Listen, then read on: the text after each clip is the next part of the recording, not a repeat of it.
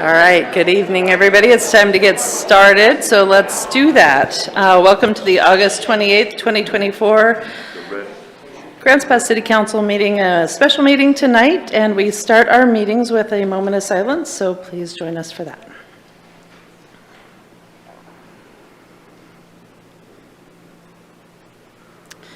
Please rise for the flag salute. I pledge allegiance to the flag of the United States of America and to the republic for which it stands, one nation, under God, indivisible, with liberty and justice for all. Thank you to the council for being here on short notice. Looks like everybody's here. I wanted to make a real quick announcement before we get started because I have heard a rumor floating around in the community, I guess 2 different rumors. The first being that we were not going to have public comment tonight, and we will be taking public comment. We always do on council action items, so this is a short agenda here, but it is technically a council action item. So we're going to have the city manager's presentation. The council will ask some questions. Mint is going to be making a presentation. Council again can ask questions, and then we'll do the public comment, and then the council will have discussion. And then the other rumor that I just wanted to address that I've heard going on out in the community is that this meeting somehow has something to do with us closing these designated campsites and moving people back to the parks. And I just want to say that is 100% untrue gossip. I have never heard anybody on the council talk about doing that, and that's a rumor, and that's not what we're here for tonight. We're just here to talk about those 2 campsites and how to make this plan as successful as possible for our community and the people who are staying at those sites. So with that, I will turn it over to our city manager. Thank you for that intro, Mayor. Mayor, Council, members of the public, good evening. I'm here to introduce the topic of service levels at designated sites for camping and resting for the city of Grants Pass. You'll be reviewing and discussing designated camping and resting locations and associated levels of service provided at those sites. There's a number of key topics that we are going to touch on. I'll start with some caveats. We'll discuss current service levels at the 2 sites. The topic of items that I've received from council of interest is to discuss and reevaluate allowable time spent at J Street and or 6 and A Street. Additional level of services to consider is potable water, shade structures, benches, dog waste stations, cigarette butt collection cans. Then also have a review on the sanitation services and let you know how that's going. There's been a request to have a discussion on J Street fencing. That's fencing on J Street itself on the way to the campsite. And then any future considerations. You know, as we continue to address this critical issue of providing safe and humane options for individuals experiencing homelessness in our community, I want to acknowledge council and I want to acknowledge my colleagues' dedication to exploring ways to improve the quality of life for those individuals that are unhoused in our community. The commitment to considering livability amenities reflects our shared values of compassion and care for our most valuable residents. As the city manager, I also have a responsibility to ensure that we consider not only the immediate benefits, but also the long-term sustainability and the legal risk associated with these decisions. While it is our goal to provide as much support as possible, it is equally important that we do so in a way that protects the city from potential legal liabilities. My colleagues and I are fully committed to working with council and the community to find solutions that balance compassion with our legal responsibilities and financial abilities. With that, I'll move forward with the presentation.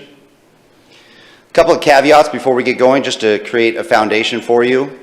There is no legal requirement that the city do anything more than designate a place to rest or a place to camp. The more sites, plans, and processes and services in place, the more cost and employee time will be required to manage and maintain these services.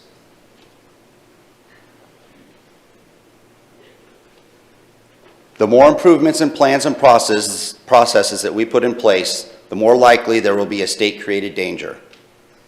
Legal counsel has cautioned council that expanding resources may lead to a new baseline requirement of service level.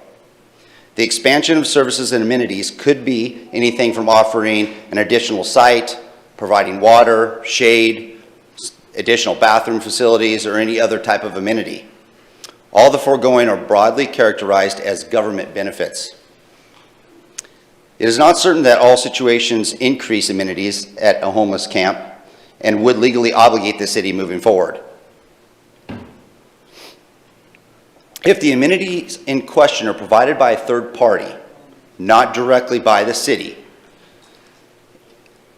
and the nonprofit or the third party decides to discontinue the amenity, legal counsel does not think it would become a city's obligation to continue unless the city had financially contributed to the nonprofit for the purpose of providing the amenity, in which case it would be the functional equivalent of the city providing it directly. So in these discussions, if you're looking at providing additional amenities at our campsites, and the city has a financial obligation or a participation in that, that would not absolve us from a state-created danger issue.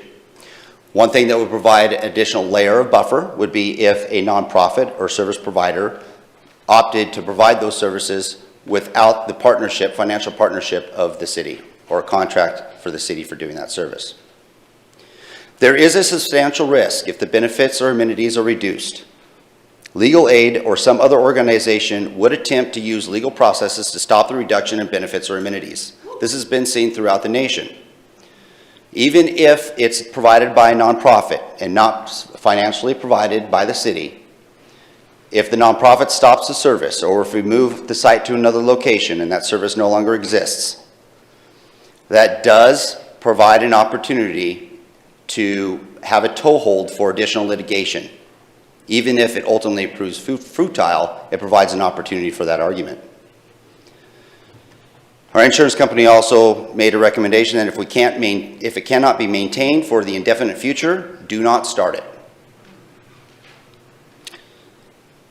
So that concludes my caveats. I'm going to move on to the current level of service for our two resting areas. At our two resting areas, we have ADA restrooms and regular restrooms. We have hand washing stations, and we have waste management garbage services. Here is the site that's here on the corner of 6th and A. It shows where those services are for those individuals that choose to rest here. This is the J Street property and the schematic from the J Street property. Again, the services that we provide are we provide restroom facilities, hand washing stations, and waste management services. Total cost right now for the first year we project to be $280,000. That does include about $90,000 that would not be reoccurring with the purchase of a $30,000 mobile camera, and also the demolition of the property on 7th Street, which would be, we're anticipating around $60,000. We do have proposed for you in the upcoming budget adjustment a supplemental budget for camping and resting services. We'll be asking council to identify and utilize $400,000 in contingency for that line item. Resting durations was one item also that you wanted to talk about. So we talked about current level of service. Council did want to have a discussion on resting and how long individuals can rest. We currently have, based on resolution that was adopted, 6th and A Street, individuals can rest for 24 hours. On J Street, we have resting identified for 96 continuous hours.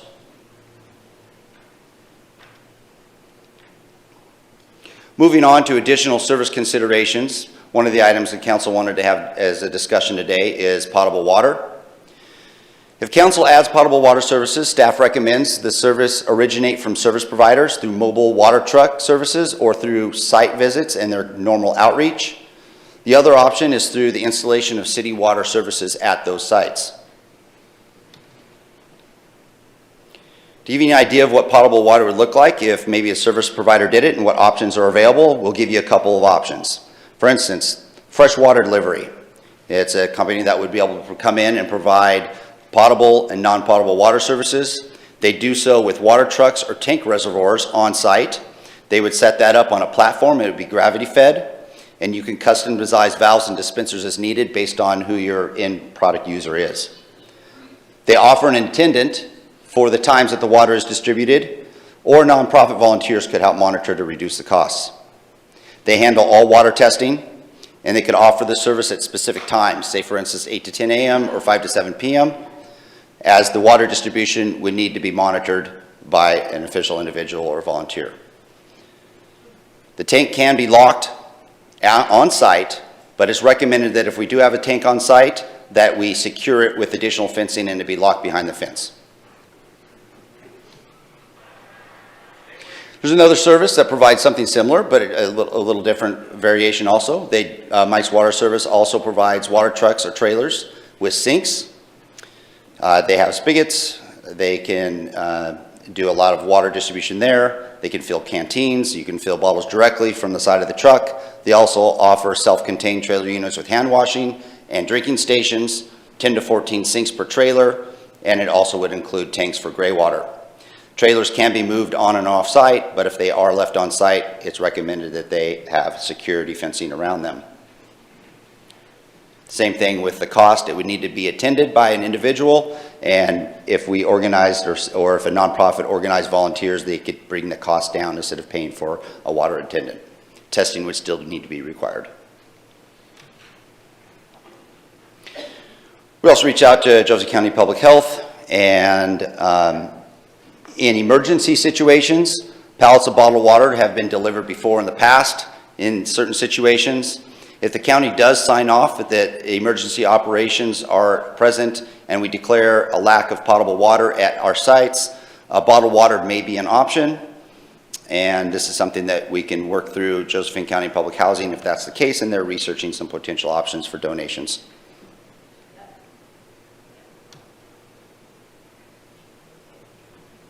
Now, when it comes to potable water, there's some good news. We have received comments from UCAN. UCAN has confirmed that a monthly service expense for potable water is something that they believe they can find in their budget to help pay for. So it could be that UCAN themselves or UCAN can contract with a nonprofit service provider to help provide this at a cost that may be neutral. We would just need to, and we're looking at what those costs would be. When we get those costs, we'll be notifying UCAN so they have a good idea of what they may be able to fit into the budget in order for this to be a consideration. But this looks like it is a potential option. When it comes to water lines, because that was the other option that we looked at considering. So here is a schematic of the city's J Street site. In order to get a water spigot on the site, we would need to run a 500-foot water main up to the site, and then also include the line and the fittings on the property. We're looking at the cost of that being about $54,000. The good news on that, if you wanted to do so, is the majority of those funds would come from water funds, because it's something we have to do anyhow with the construction of the water treatment plant occurring in May, or breaking ground potentially in May. So it would not be borne by the general fund if you so desire to do that. We're still will be at least 3 weeks plus out, because running and extending a main does take quite a bit of time. On 6 and A, it's a different story. We're looking at probably no more than $5,000, and we'd be able to do that within a week or just a couple of days.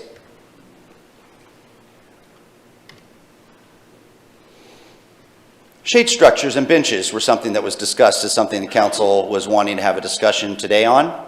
When it comes to shade structures and bench considerations and other amenities like that, there's a few things that we just need to make sure we're aware of when we're looking at that type of infrastructure. One is safety and liability. We need to make sure that they're structurally sound and they're fire safe. We need to plan for and make sure they're hardy and they can withstand some amount of vandalism and misuse. And maintenance and durability is an important piece, because with vandalism and misuse comes additional maintenance. And then we need to make sure, if you're putting in additional services, that you think of ADA and other equity access issues.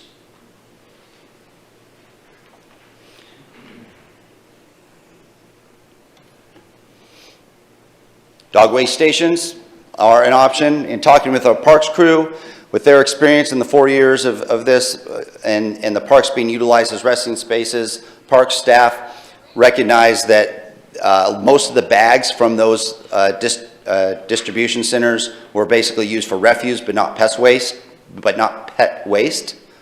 Cost is approximately $200 to install one of those, and there's a small fee for bags every so often. Cigarette butt collection, prices vary depending on what unit you want. They're anywhere from $75 to $225 per cigarette station.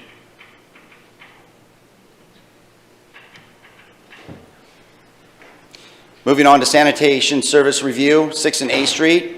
We have so far had minimal usage. Service level decreases to every other day with the direction to increase if service demands the change. We have had no vandalism or overt signs of drug use at that site. The J Street location, we have had heavy use twice per day. Cleaning is keeping up. Lots of vandalism, clothing in the tank, tinfoil, drug paraphernalia left behind. Service provider was not recommending an increase in service at this time, but would report to us if there was an appeared change and a change in use needed.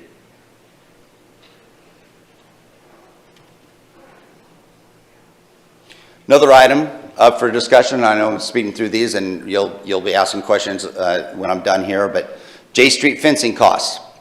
So as we know, and if those of you that have been out there or you don't need to be out there, you could probably anticipate also with this being our urban area where individuals are able to rest, we have had an increase in vehicle traffic for individuals being able to be dropped off there or whatever. And we have seen an impact to the neighboring property and the business owner. Cars have been coming into their property and parking while coming in and utilizing the camp. The request is, in the discussion that we've had with the property owner, because the property owner is likely here today, I'm scanning to see if I see their face here, they may speak up. And I'm sure a number of council members have spoke to this property owner, but there has been a request, and council is wanting to entertain that request to potentially be a good neighbor. We may want to look at putting up some temporary fencing. This is a temporary site, so we'd be looking at temporary fencing until approximately May, and you'd be looking at approximately $1,242 per month to rent that temporary fencing. One thing that we have not discussed, and I want to make sure it's there because I want to respect staff's time, I want to respect your time, and I want to respect the community's time. The past few days, staff has been, I know myself, Jason, the chief, Brett, everyone at this table actually, from my colleagues, have been almost 100% working on our resting spaces. We have not had an opportunity to do anything else. Why? Because we are reacting very quickly to something that we're trying to prepare for, and that was a request for this meeting, and you're trying to be responsive to community and what you heard. But that's an inefficient way to operate.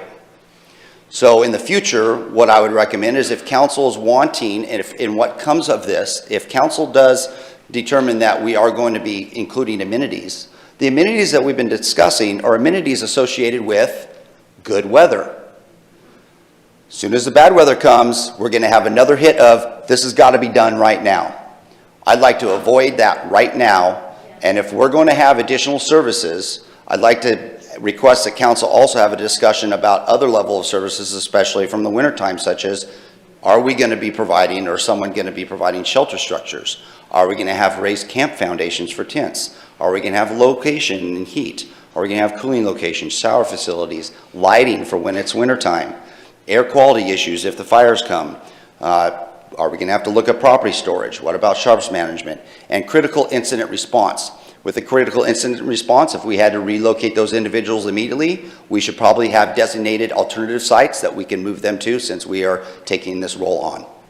So those are some of the things that I think we should be discussing in the near future if we're going to be looking at changing any amenities that we currently have right now for summertime use.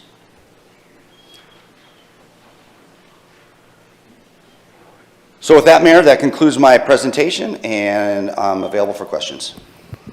Thank you, Aaron. Council, what questions do you have? Dwayne? Thank you, Aaron, for doing this so fast.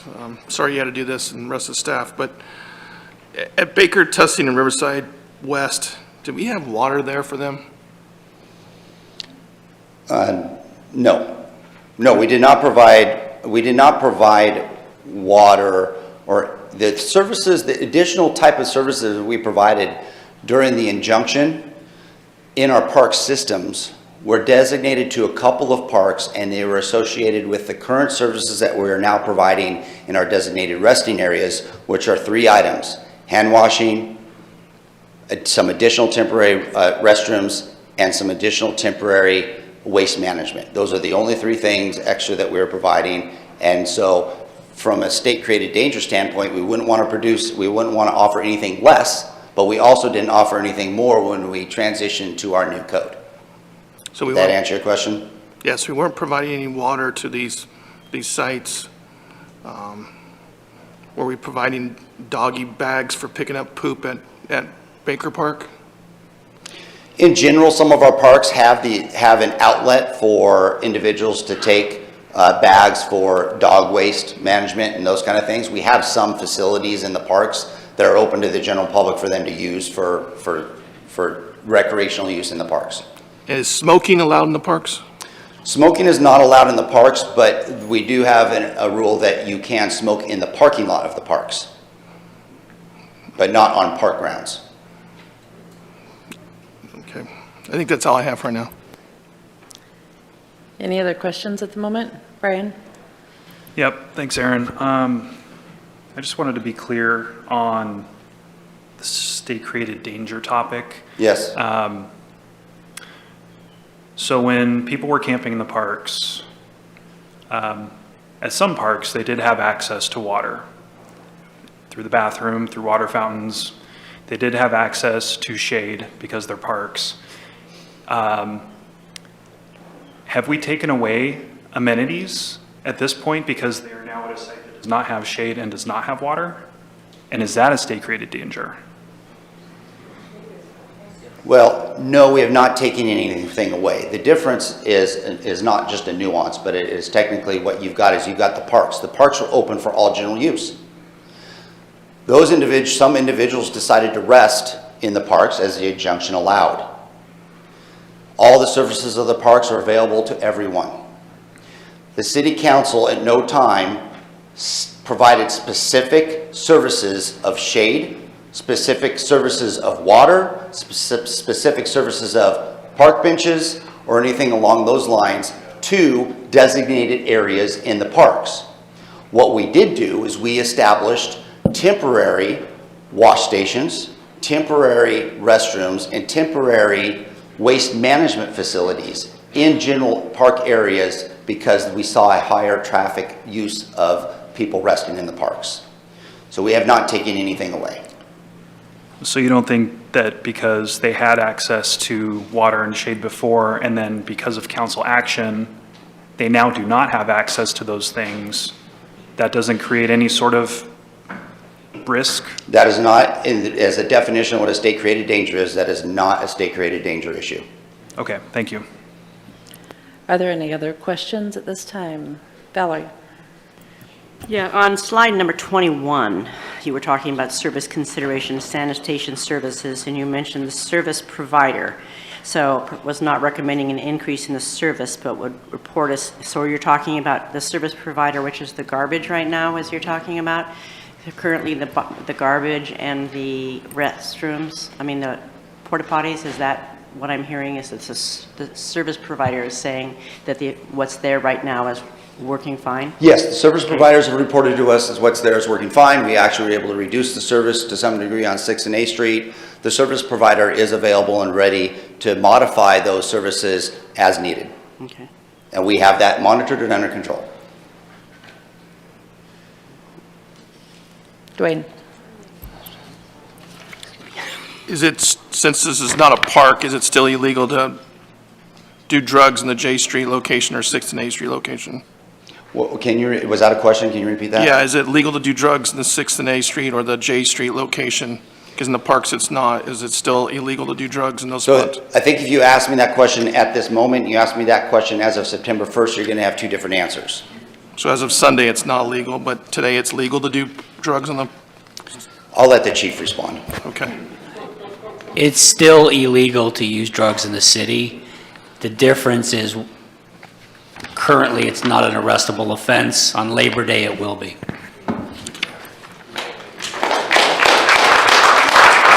All right, Rick. Thank you, Aaron. I got one more question, so. Okay, go ahead. Can you state the minimum requirement a city has to do under House Bill 315 or 3124? What's the minimum requirement again? Well, that's sort of difficult to say. That's difficult to state because each community is a little different. It's what's objectively reasonable. And each community has a different definition of what objectively reasonable is. And it all depends on what community partners are doing in the community. It all depends on what they did before House Bill 3115 and what services were available before and after. So there's truly not a black and white answer for me to provide for you. And that's why some communities have really struggled with objectively reasonable when it comes to how to implement 3115. So each community has a little bit of a different flavor when it comes to that. Is Ashland at their campsite providing shade structures and benches and dog waste stations and cigarette butt collectors and portable water? No, my understanding from what I understand on our outreach for Ashland is they are providing a location for them to rest for 24 hours, and that's what they're providing. Is Medford doing that? Medford has a robust... But they're not providing that stuff that... Medford has a robust... Nonprofits doing that, isn't it? Community service groups in the community, like Rogue Retreat, that are providing a lot of great services to the unhoused population. Is Central Point doing that? I'm not aware. I can't speak for you. Rogue River, Gold Hill? I just have a question. Is anybody doing that you know of? All right, Counselor, I think we've established each city is different. Okay. Rick? Thank you, Aaron. On the porta potties, does that service have a formula that they use based on population? No, the porta potties really, it was just like we had it in the parks when we had some temporary porta potties. It was all based on usage, and we just monitored that. The CRT group or our parks would monitor those restroom facilities and the waste facilities and the hand washing stations when it was in the park system. Now what we're doing is we're monitoring it personally through our work, through Public Works, through CRT, and then also the contractors are diligently monitoring their service level. Okay, thank you. Are there any other questions? Brian? Yeah, I've got a couple others. On the cost breakdown, at the very bottom, there's a line item for admin fees and personnel costs. And it looks like it says 7% admin fee plus $10,000 in staff time. I wanted to just make sure I was reading that right. Yeah, so we charge everybody an administrative fee in the general fund. So that's police, fire, parks. So that goes to finance, human resources, city manager's office, legal. That covers the 7%. Jason's time is the $10,000 added on top of that because his building staff, which is not included in the admin rate, is also included in that charge. Okay, thank you for that clarification. At the water treatment plant site, could you pull up that diagram or that satellite view of the water treatment plant site? Do you want the schematic of where like the waste? Yeah, slide 9. Right there? Yeah, thanks. I know that we have fenced where the yellow dotted line is. Yes. There's still a lot of space there. Is there potential, and this has been brought up previously, is there potential to have car camping at that site? From a size location, you mean a space location? There may potentially be a small amount, but that brings in a lot of other issues associated with things like, for instance, how our code currently is written, and how we've mirrored some of the other cities and how they operate and manage car camping. There's also another full layer of risk management associated with cars and individuals resting in tents. serving in the same site, which would be extremely difficult to manage in an unmanaged resting area. Jason, could you speak to, I know that there was an issue with parking on gravel. How could that be mitigated?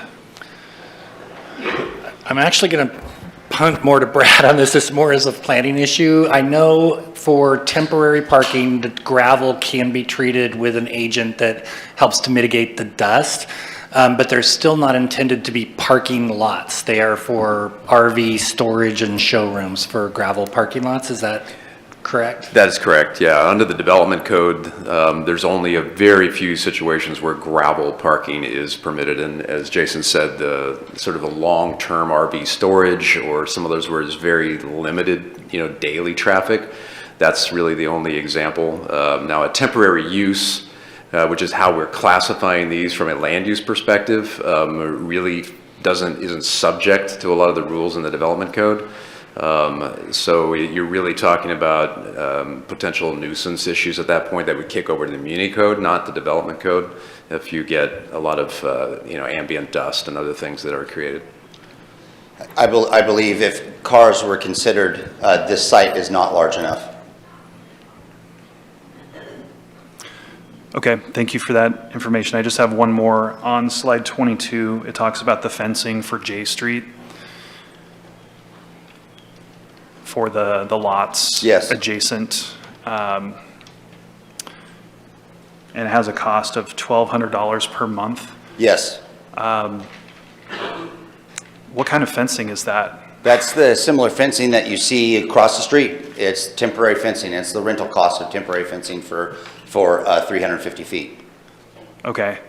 Would it be possible to use something more affordable than that? I know across the street, 6 and A, we had pylons with steel cable. Is there an opportunity to maybe look at other fencing options that are less expensive? There are potential other, what you're talking there is more of a permanent setup, but there is other options, and we can talk about that later on. There's a decision matrix that you have that I'll put up on the screen. One of the things is not only temporary, but maybe the city would like to partner with the property owner. Maybe the property owner would like to have permanent fencing, and maybe we can do a share of installing actually permanent fencing instead of paying for 6 months to 9 months of temporary fencing. Okay, thank you. DJ. Yeah, good question for Jason here. When do you anticipate beginning construction on the water treatment plant? The bidding, I believe, closed this week. We're anticipating being in front of you with the guaranteed maximum price for consideration in October. Our target for groundbreaking is May. Of course, there's still some financing pieces that are up in the air that you guys are going to take into consideration. But ideally, we would be breaking ground May, late spring, early summer. Very good, thank you. Any other questions? All right. Thank you, Aaron. Let's have Mint make their presentation.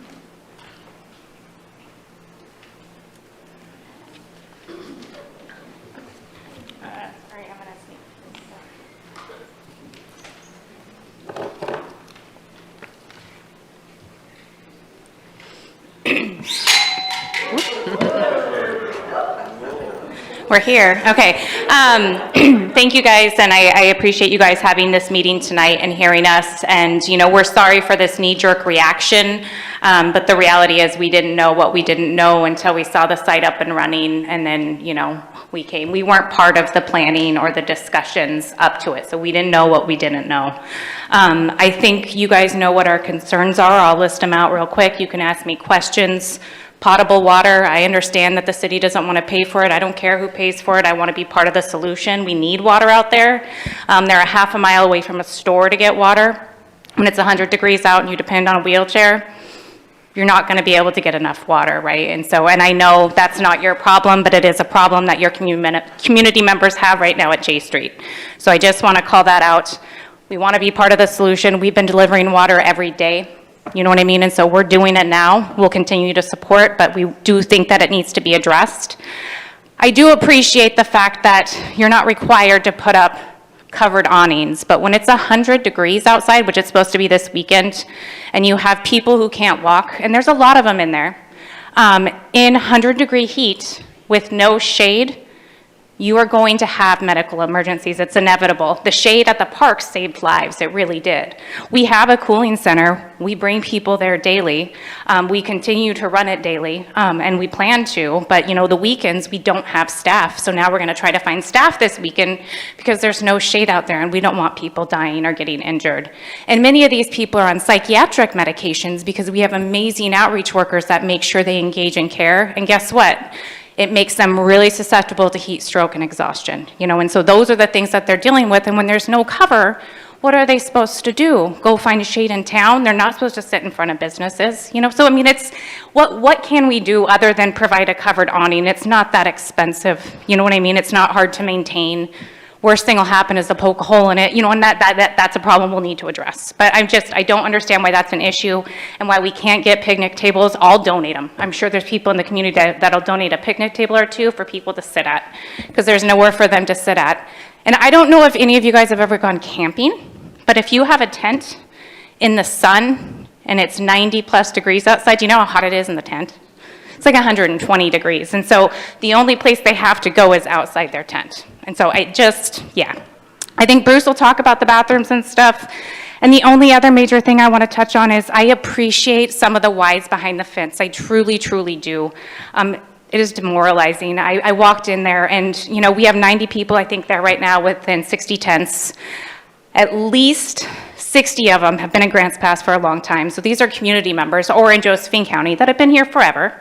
I see smiles over there. Is that funny? Okay.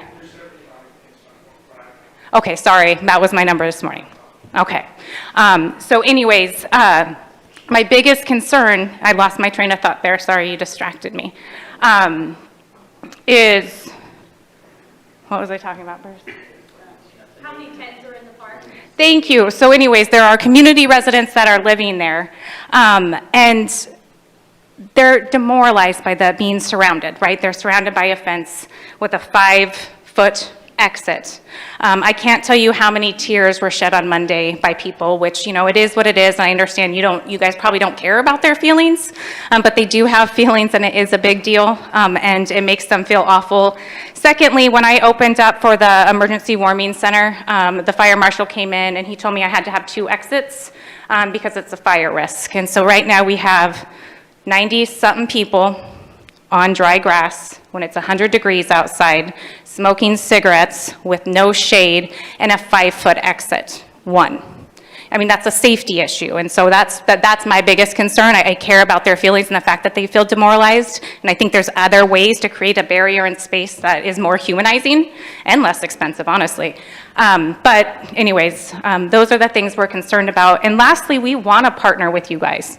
We want to be part of the solution. We want to be able to be in a place and space where we can help you run that thing. But we are a grassroots nonprofit, and we need you guys to join our efforts. And I need to know that our goals are aligned, because sometimes I don't feel like our goals are aligned because I feel like you guys want to make them uncomfortable. You want to make them uncomfortable. Why? And then the last point, and it's my biggest point, is why are we moving them? Why are we forcing them to move from a 1.5 acre lot where they can stay 96 hours to a 0.5 acre lot where they can stay for 24 hours? That logistically doesn't make sense. Many of them can't physically do it. They're going to walk through our town, likely leave trash, cause car accidents. A lot of people in our community don't want to see them. These people don't want to move, and there is no benefit. There's not a service provider out there that will tell you that it helps people.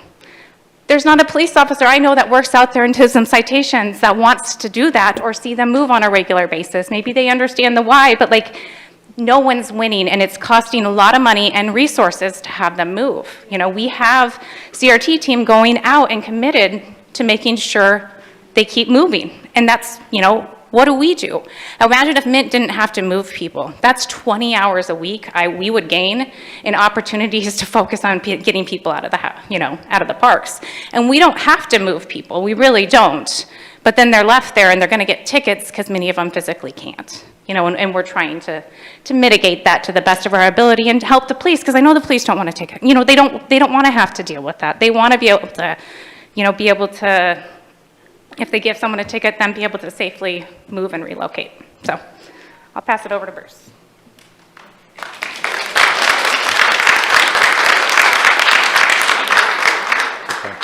I wasn't sure if I was going to get more than 2 minutes like I had three weeks ago, so I'll try not to overextend my time, but I do have I want to emphasize that when I was here 3 weeks ago, and this was proposed as an ordinance and then also the site location, I pointed out that there were problems with the ordinance from the very beginning that are only now being discussed publicly tonight.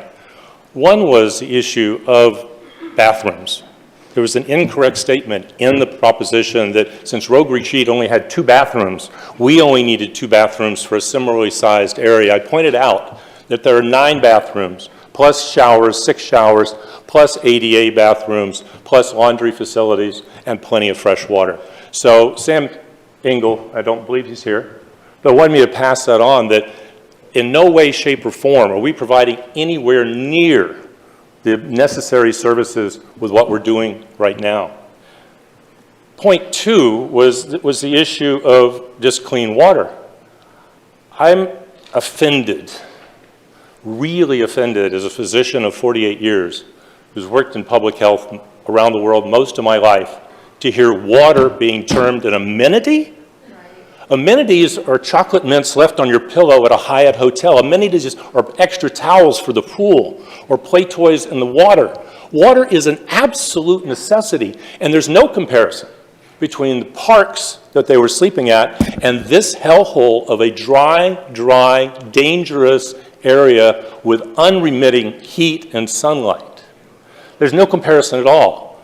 And so to say that bathrooms are adequate, no. The international standard is 1 bathroom or 1 porta potty for 20 people. I counted over 90 this morning. I made a tour with 2 police officers. More than half the people that are there are disabled. You've boiled the homeless population down to those who have no other option. If they had fast cars, they'd be out of here. If they had houses in the country, they'd be out of here. If they had neighbors in Selma, they'd be out of here. We are left to the ones that we serve and have served for years here, who are disabled, elderly, cannot walk, and certainly couldn't navigate moving from the J Street site to the A Street site. And we don't have the personnel to help them. So that's the second thing. I'm going to tell just one brief story, and this is not hyperbole. I swear this is absolutely true. Moved a gentleman that we've known for over a year who has mental health issues and a ton of medical problems, including diabetes and sleep apnea, including hypertension, including heart disease and lung disease. We moved him. Started having diarrhea at the end of last week, went to the emergency room. They did very little for him, just told him to drink fluids and go home and get in a cool spot and take Gatorade. That was what was done for him. By Saturday, he was continuing to have diarrhea. He was more than 100 yards from the nearest porta potty. When I evaluated him, and the nursing staff saw him, tried to give assistance, when I saw him Sunday, he was lethargic. He recognized me. He was sitting outside in the sun at 2 o'clock in the afternoon. He was not mentally normal, as I know him very well. We asked him to go in his tent, and he couldn't. The reason he couldn't go is because it was filled with excrement. We cleaned his tent out. We opened the windows because it was, like Cassie said, over 120 degrees in there. We helped him in there because that was the only shade. He still could not get to a bathroom. I gave him a 5-gallon bucket. By Saturday afternoon, his blood sugar was over 400. So I'm out? Okay. Please be kind. That was number 3. Please be kind. You weren't then, and I don't see that tonight. Thank you. Dr. Murray and Cassie, please stay there for just a second. Council, do you have any questions for our Mint representatives? No questions? Okay, thank you. Liability includes patient mistreatment and wrongful death. All right. Next up, unless you have any other questions for staff right at the moment, we're going to do public comment. Do you have any questions at the moment, Council? No? Okay. For public comment, everyone, you're going to have 2 minutes each. At this podium here, there is a light. When the yellow light comes on, it means you have 30 seconds left and you need to wrap up. When the red light goes off, it means your time is up. Please start by stating your name and let us know whether or not you are a city resident. And then I'm going to ask the rest of the audience to please refrain from applauding, booing, turn off your cell phones, all that business. And whoever wants to get us started, please line up and get going.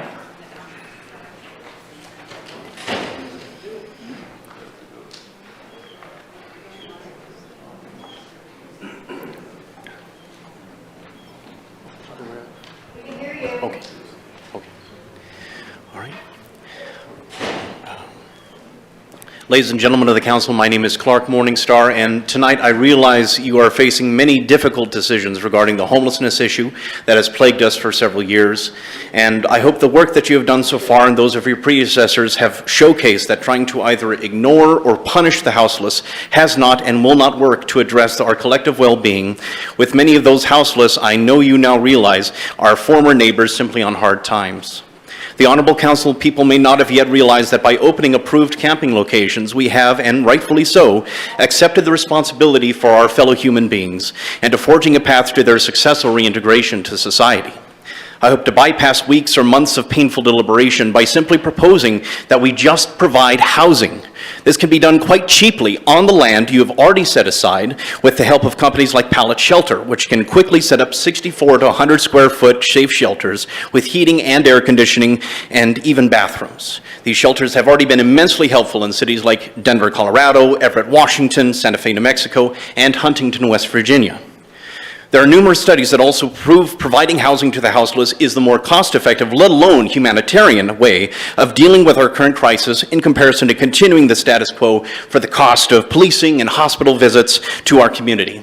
If addresses are associated with the units, that means people can get bank accounts. Bank accounts means jobs with combined help of other extant initiatives. Lastly, it has also been proven that a shelter-first system is proven to provide better than rehab-first for returns, as those facing addiction have a better foundation to fight rather than dealing still with a life on the street and eventual hope of maybe getting a house at the end. We are all a bad set of circumstances away from being in the same boat as those currently houseless.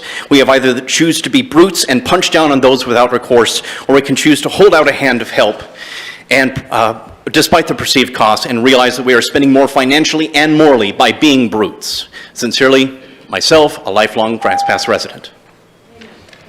Thank you. Next. Do I push the button? No, you don't have to push anything. I'm Merle Ming, and I've been here most all my life. I'm a city resident. Fraser's over there. I've worked for them. I'm a solution guy, so I have a car hauler trailer, 5 foot high with used lumber. I'm ready to go out there right now and build a shelter. And you're gonna argue that, oh, you gotta have insurance. There's somebody, some do-gooders has insurance. I know they must. And I went out there today, you have 2 toilets for 90-something people. When I worked union, we had a rule, 10 people, 1 toilet. I don't care if you pump it twice a day, you need more. Anyways, I'm ready to build this. I know how to build. I can build something that won't fall over. I've done it all my life. So I'm looking for volunteers, and all I need is a generator and 2 or 3 screw guns. I'll handle any skill saw mechanisms. I talked to some homeless people out there. They're ready to help me build. Insurance, I'm sure we can come up with that. So, you know, we can't do this, we can't do that. We can do it. I'm with you. Yeah, good. All right, let's build. I'm ready to go tomorrow. I have it on, I can dump trailer, roll it right off and get started. And that's all I got. I'm ready. So, Thanks, Merle. all we need is the insurance or whatever it takes. There are solutions for this. We have good people in this town, and we should treat these homeless people a whole lot better than they're being treated. They're not all on drugs. Many of them are handicapped or mentally problems. They couldn't hold a job if you gave them one. Thank you.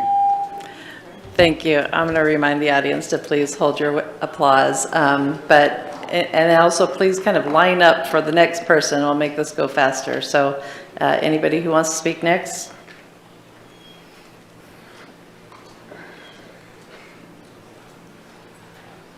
Hello, I'm Laura Gutowski. Laura, can you pull the microphone down? Thank you. I'm Laura Gutowski. I've lived in this town for 46 years. After I lost my husband, I became homeless. And just recently, I've acquired a car again. And my question really is, until you guys decide if camping or if car is allowed on that property, where are we supposed to go? Where are we supposed to sleep in our cars? There's signs going up all over town saying no parking on this block, this entire block, from the hours of 9 p.m. to 6 a.m. And we're taking the risk of getting our cars towed, having to move around all the time is hectic and wear on our cars. And last night, I actually left the park where I usually am and slept on Mill Street by Master Brand, which is just right around the corner from the camp. I was terrified all night long. I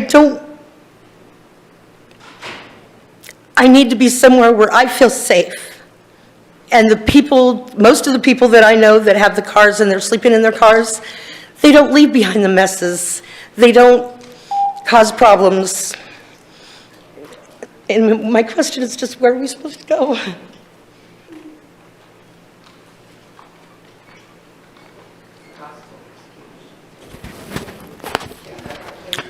Good evening. My name is Mike Pelfrey. I'm a city resident. You know, as I sit here and listen to this, it angers me because if you stop and think for a second, our government is who's failed us. And you know, Aaron mentioned state-created danger so many times it's ridiculous. Well, the state created this danger. So what we really need to do in this town is we need to separate the people that are truly homeless that have issues. And then we need to take the vagrants and we need to put them on a damn bus, just like San Francisco is doing in other cities. And I you know, that's not cruel. That is just being truthful. We need to rid our community of the vagrants because they are the ones that are sucking the resources out of this community. I've said this many times. If you don't believe me, ask the chief. He'll tell you, or talk to the fire department. Our resources are being spent going out Narcaning people or picking up needles or everything else when other people really need help. So I have an issue with the vagrancy problem. The other thing I have an issue with is how is it the government can set up tents in cities to host illegal aliens and migrant invaders into our country, and we have American citizens sleeping on the streets of our city. Now, if you want to be really angry, you need to be angry at your government, which, by the way, is a Democrat government. So when you go to vote in November, you need to remember that, people, because I know of a certain individual that will make America great, but he'll also fix this problem. And if you don't believe me, all I got to say is, you've seen the last 3.5 years? Okay, then, I rest my case.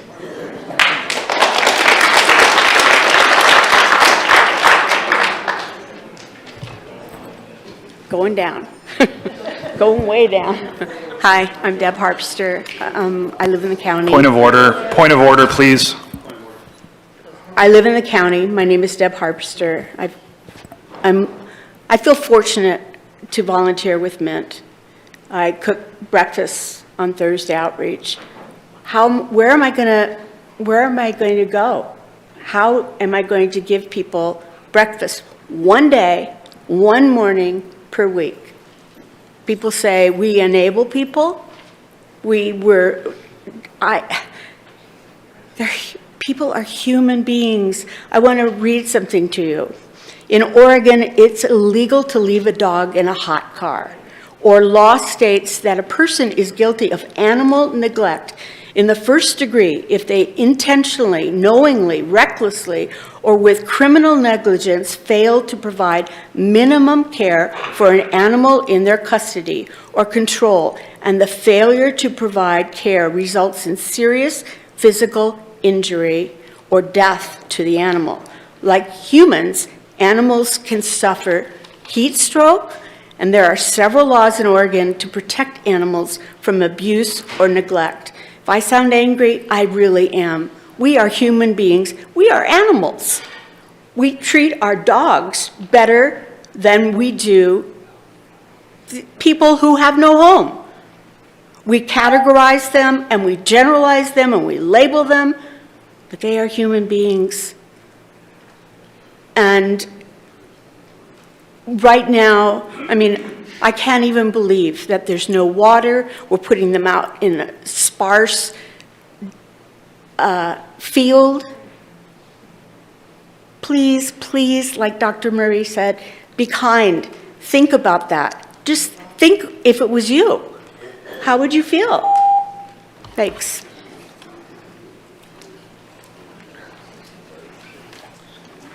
Hi, my name is Sean Ball. I'm the owner of the business on J Street that you guys were referring to, the fencing and whatnot, and I'm all for being kind.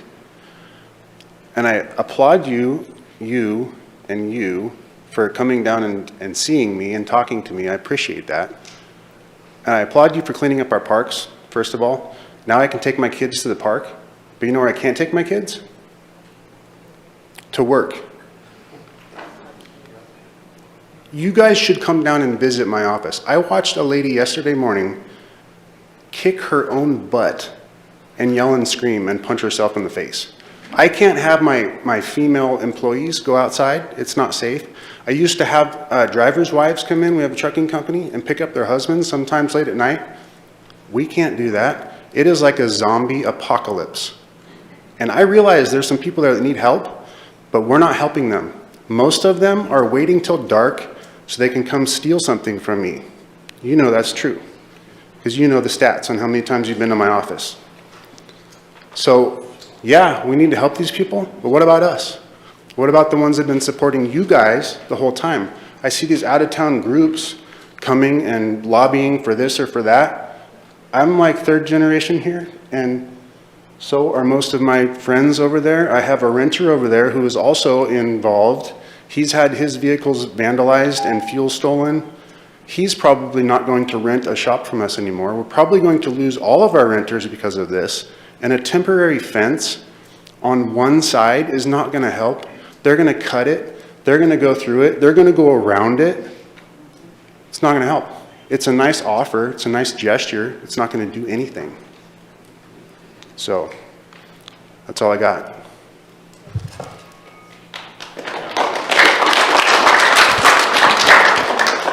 Remind the audience again to hold your applause. And who is speaking next? Because I'll cut off public comment if we get no more takers. Whoa. I'm kind of clumsy. Yeah, my name's Patty, and I've been here for 45 years, raised my children here. I've been a nurse for a long time, and my husband's been a plumber, and we've had a wonderful life here. I now volunteer sometimes with Mint, and I just want to reiterate, please start working with these people. There are a lot of volunteers and a lot of people willing to do all kinds of things that will not enable them necessarily, but also cut down on resources. We have kept people out of hospitals by meeting immediate needs. We've kept people, not starving. Yes, we do need help for the drug abuse and stuff that's happening, but we have peer supports that work through Mint that will go take people to treatment, whatever. So we want to work together, and it would be great to see the town people and this wonderful council to all work together to try to make things work. Thank you. Hi, Oliva Herrera. I live in the 97526 zip code. my postal address says I live in Grants Pass, but I'm technically in the county. So I've been coming up here and there just to try to explain, because I do go to these parks. I live right next to one of the parks, and I go on the river all the time, so I'm passing all these parks all the time. Bottom line is that I have gone through these parks myself, like I encourage most of you that haven't done that to do, and our problem isn't with homeless people, it's with people not allowed home because they'd rather do drugs. The last time I was here, multiple fathers who have children who are some of these people in this park are telling you that they are afraid of the day that police call and notify them that it's their son dead in the park. I also mentioned one time, to try to fund the police, I mentioned, well, what about the marijuana dispensary money? And the mayor told me that money was used for something else. Find out that was used for the Narcan. This money could have been used for these fences or something else, more productive, in my opinion. Now, the other thing is that an investigation needs to be done into these nonprofits to find out who has a financial stake in keeping these people in homeless and in this situation, period. That right there is something that needs to be done, because all these people that are gathering in these small groups, coming over here, getting all these minutes being talked to, may have a financial stake of why they want to keep this problem going on. It's very simple. This can be taken care of immediately by how it's been being done. When boat nick happens, Riverside Park gets cleaned up right away, no problem. It's all easy, go lucky, because that's, we want to clean it up for the park. It's very simple. We are contributing to the delinquency of drug addicts in this town, period. That's it. This problem will not go away until they get help, they get treatment, and get clean so they can go home. What a lot of the people here have homes to go to. Thank you.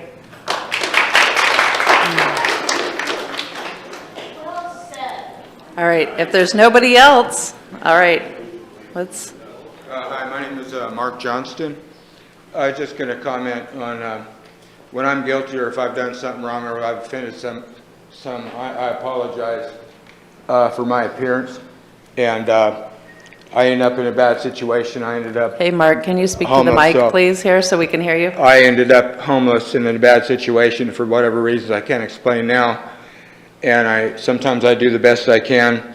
Lack of sleep, deprivation of rest, lack of food for a certain number of days. I got to say, when I'm wrong, I make up for it. I've also pleaded guilty in court for disturbing the peace. I kind of was out there all by myself saying what I said, and up to a street corner, that part, no doubt about it, I disturbed the peace. Everybody here has inherited the problem that I'm aware of, including the police, everybody else, that when I was a little tiny thing, Riverside Park always had problems. Everybody had ideas how to fix it. Parks were developed, this community, 100 redwood trees, sequoias, all these celebrations, rose gardens, celebrations of military, lost law enforcement on duty, state police, everybody. So it's an inherited problem. A lot of brand new people cycled. People got old, died. People have been murdered. People have lost families, moved. There's a lot to it. A lot of stress going on out there, so I'm just saying, amen. I'm also faith-based, but I'm just trying to be realistic and smooth it out just a little bit. Thank you. God bless you, Mark.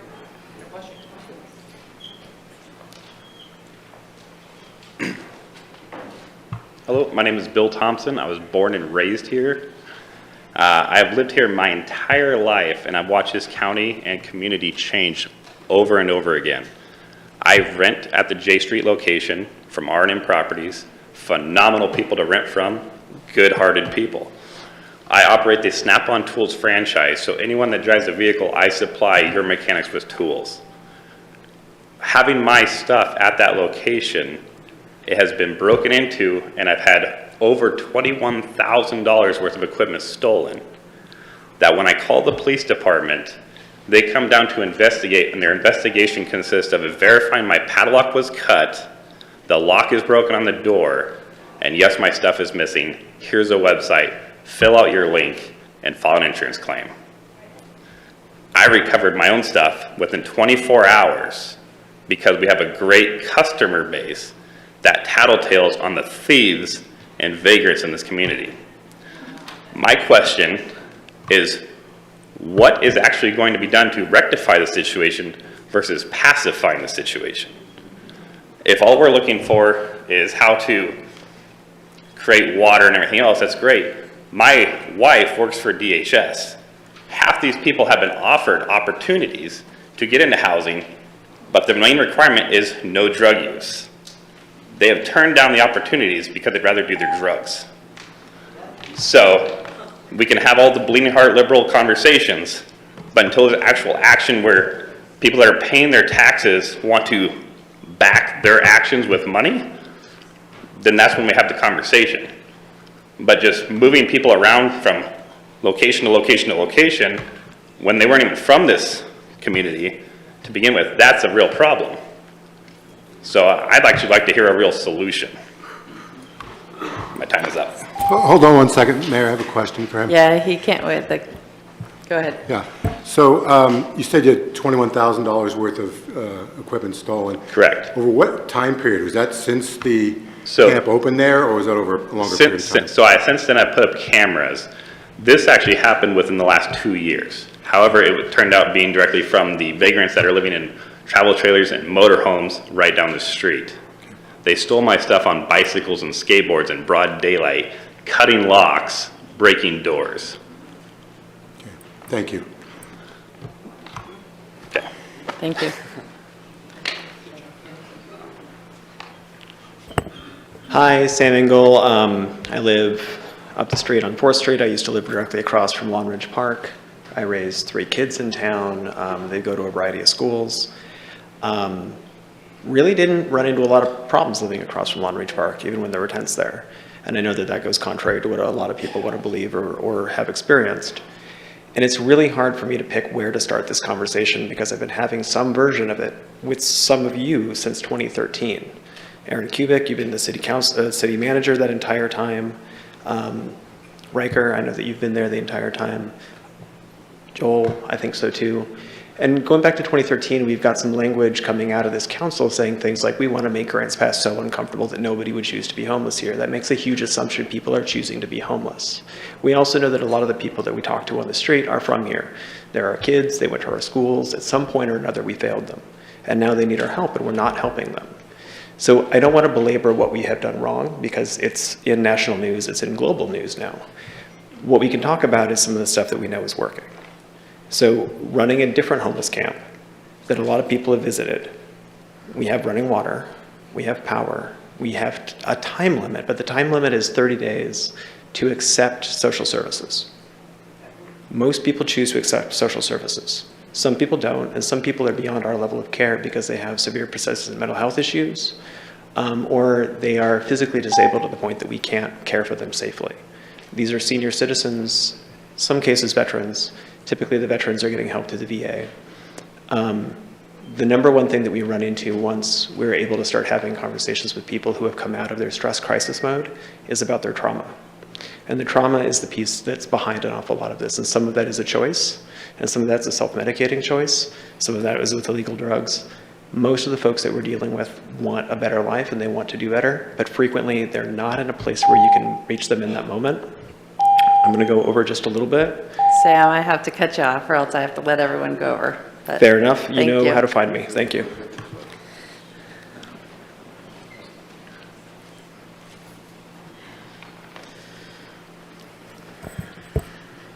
Upward mobility. The average cost of a room for rent, not a house, not an apartment, a room in the city of Grants Pass is between $600 and $800 a month. A 2-bedroom apartment is $1,400 a month, and a 2-bedroom house is $2,400 to $2,800 a month. I live with my parents, and I have a career that I've had for 7 years. I'm lucky enough to have the ability and support to do that.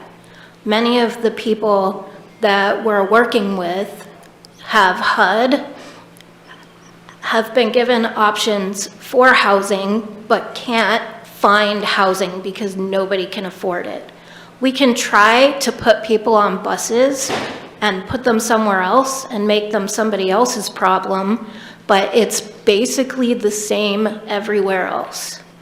In Vancouver, there's a project called the Portland Hotel, and they take people off of the streets, and whether or not they're on drugs, it takes between 10 months and 2 years for them to go from being on the streets, generally they are on drugs, to being housed and productive.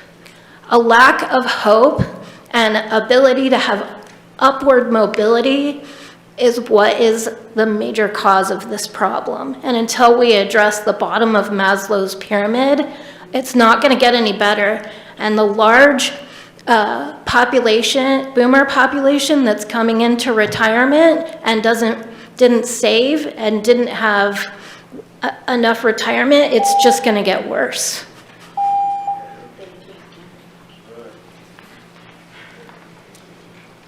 Good evening, councilors, mayor.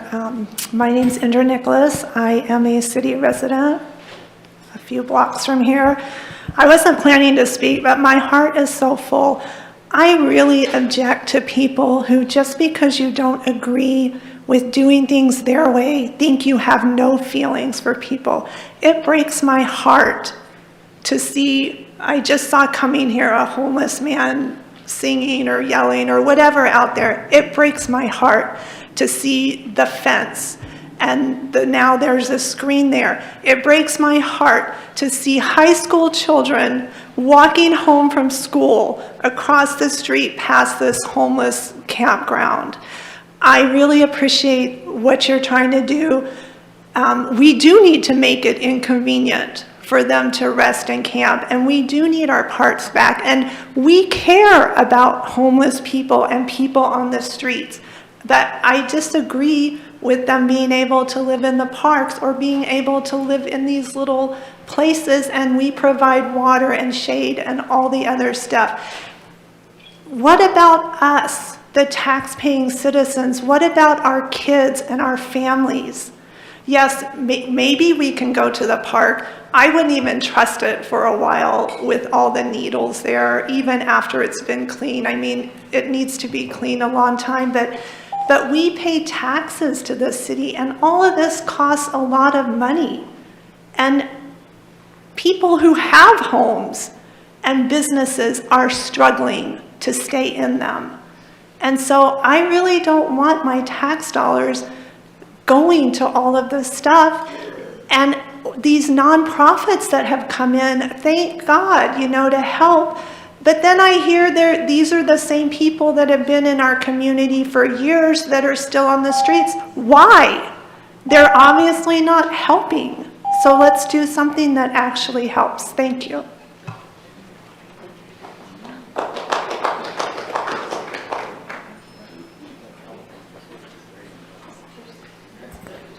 Hi, my name's Brett Rohde. I'm at 785 Northwest 4th Street. I'll tell you what we're concerned with. My wife walked out her door with my grandchild and my daughter, went out to go for a walk in front of our house. That's a very nice area. A lot of people love to walk there. They get about 2 houses up and they hear some yelling in the background. Somebody's cussing and foul language. And all of a sudden, and I'm not there, I'm in the backyard working, my wife says to my daughter, take our grandson and go up on the corner house right there on Evelyn and 4th. So she does that. My wife turns her back and faces the house, and the child and this guy's coming, and he's screaming and yelling profanities.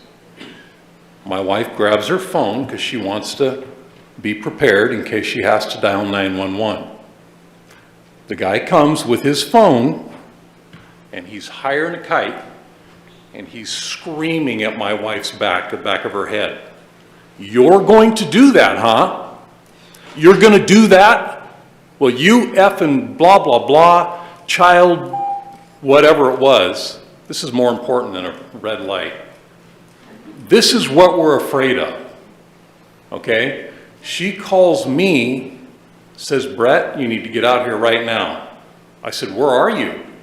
She says, I'm just one house down. So by the time I get out there, luckily, she's already turned around and faced the person and said, you need to get the heck out of my face and my daughter's face and get out of here. She had to take this guy on. Now, I can describe this man, but it would be prejudice. Thank you, Mr. Rhoda, your time's up. Yeah, well, you get the picture? I do get the picture, It's a thank good you. picture. That's what we're afraid of. That's what we're afraid our children are going to see Sir, when please they're respect walking. the time limit. I don't want to have to ask the understand. police When they chief to walk have you by leave. this fence- Sir, Point of I'm order. really sorry, but your time Sir, is up. everyone gets And 2 minutes. Everybody gets 2 minutes. Everybody Any else has been questions? respectful. I'm sorry we don't have any questions. Thank you. Okay. No questions.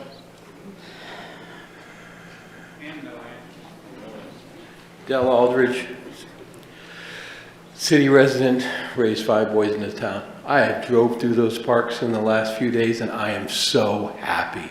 The parks are destroyed and they'll come back green real quick. Thank you for taking action and getting these parks clear.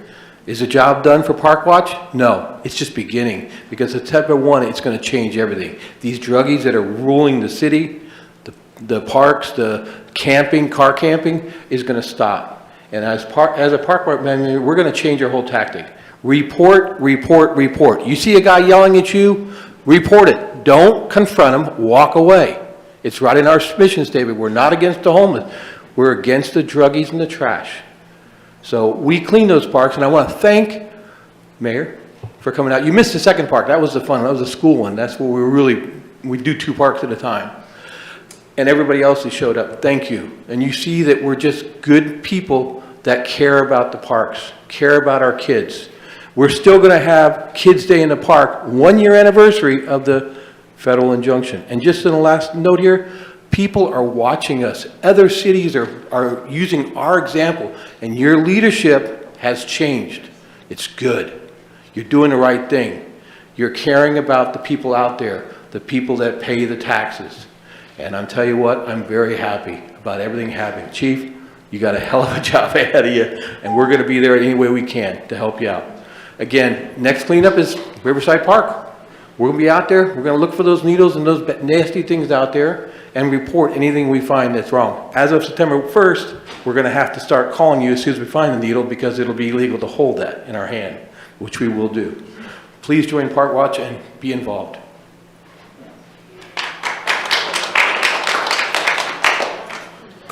Hi there. I'm Tom. I'm a city resident.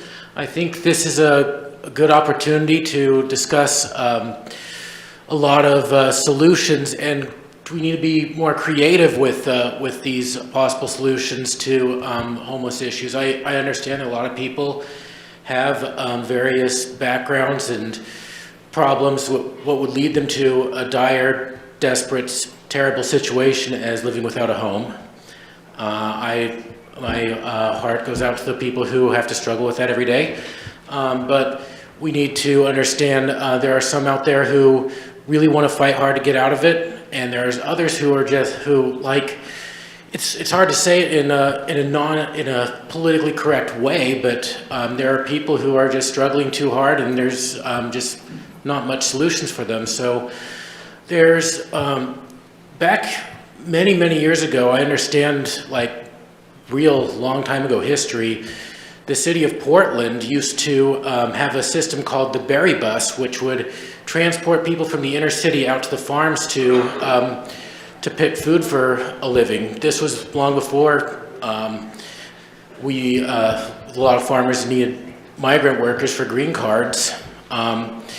I know this is probably a big long-term solution, and there's probably not much that Grants Pass, our small town Grants Pass, can do about something like that, but we need possible solutions for just to send people, get the jobs to people who want to work and work their way out of the situation. And then I know there's a less politically correct term for this, but we may need for the people who can't work, find a humane alternative to what we used to call asylums. Now, I know some of you might recoil at the word asylum because of the negative stigmas that they accumulate in the 20th century, but we need to come up with something that's humane and useful. Thank you.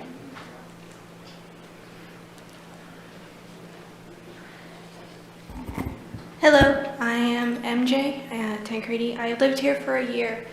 I currently work for HUD Housing, and also I am in communication with people who also do RD housing and several other housing projects. Currently, my wait list for most people is 1.5 to 2 years out. When I ask these people if they want to be on my wait list, when I go by Mint at the shelter every 2 weeks and have them fill out applications, some of these people tell me that they don't want to be on there because they don't want to give themselves false hope if by the end of the year they're dead because of the winter coming. And I've had some people who gladly take me up on this. And it's hard to tell someone that I have a wait list that's almost 2 years long because they don't have that hope for 2 years. A lot of them don't. And I really hope we can find a solution for these people because working in HUD and working with assistant programs, there's not a lot of money, and if there is money, it's very, very tightly controlled, and there's not a lot of assistance because of that. And I really hope we find a solution for these people who might not have a year for them. Thank you. Is there anybody else?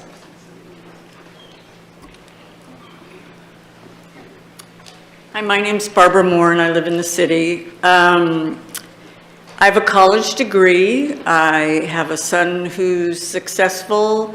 I have worked since I was 16 at something or other. I did grant writing and development work for a community health center, have been the executive director of a small nonprofit agency. None of the work that I have had has given me a pension or retirement. That's just not the kind of organizations and companies that I've worked for.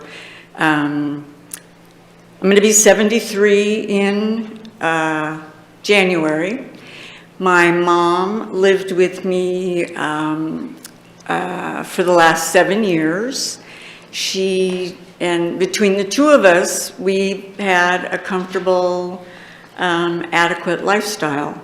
She died in May, and my Social Security is $1,250 a month. And that's, and I have 2 years of savings that I could get by with for 2 years. And my understanding is I'm representative of a huge, of a percentage of the soon-to-be homeless people. I don't have a drug or alcohol problem.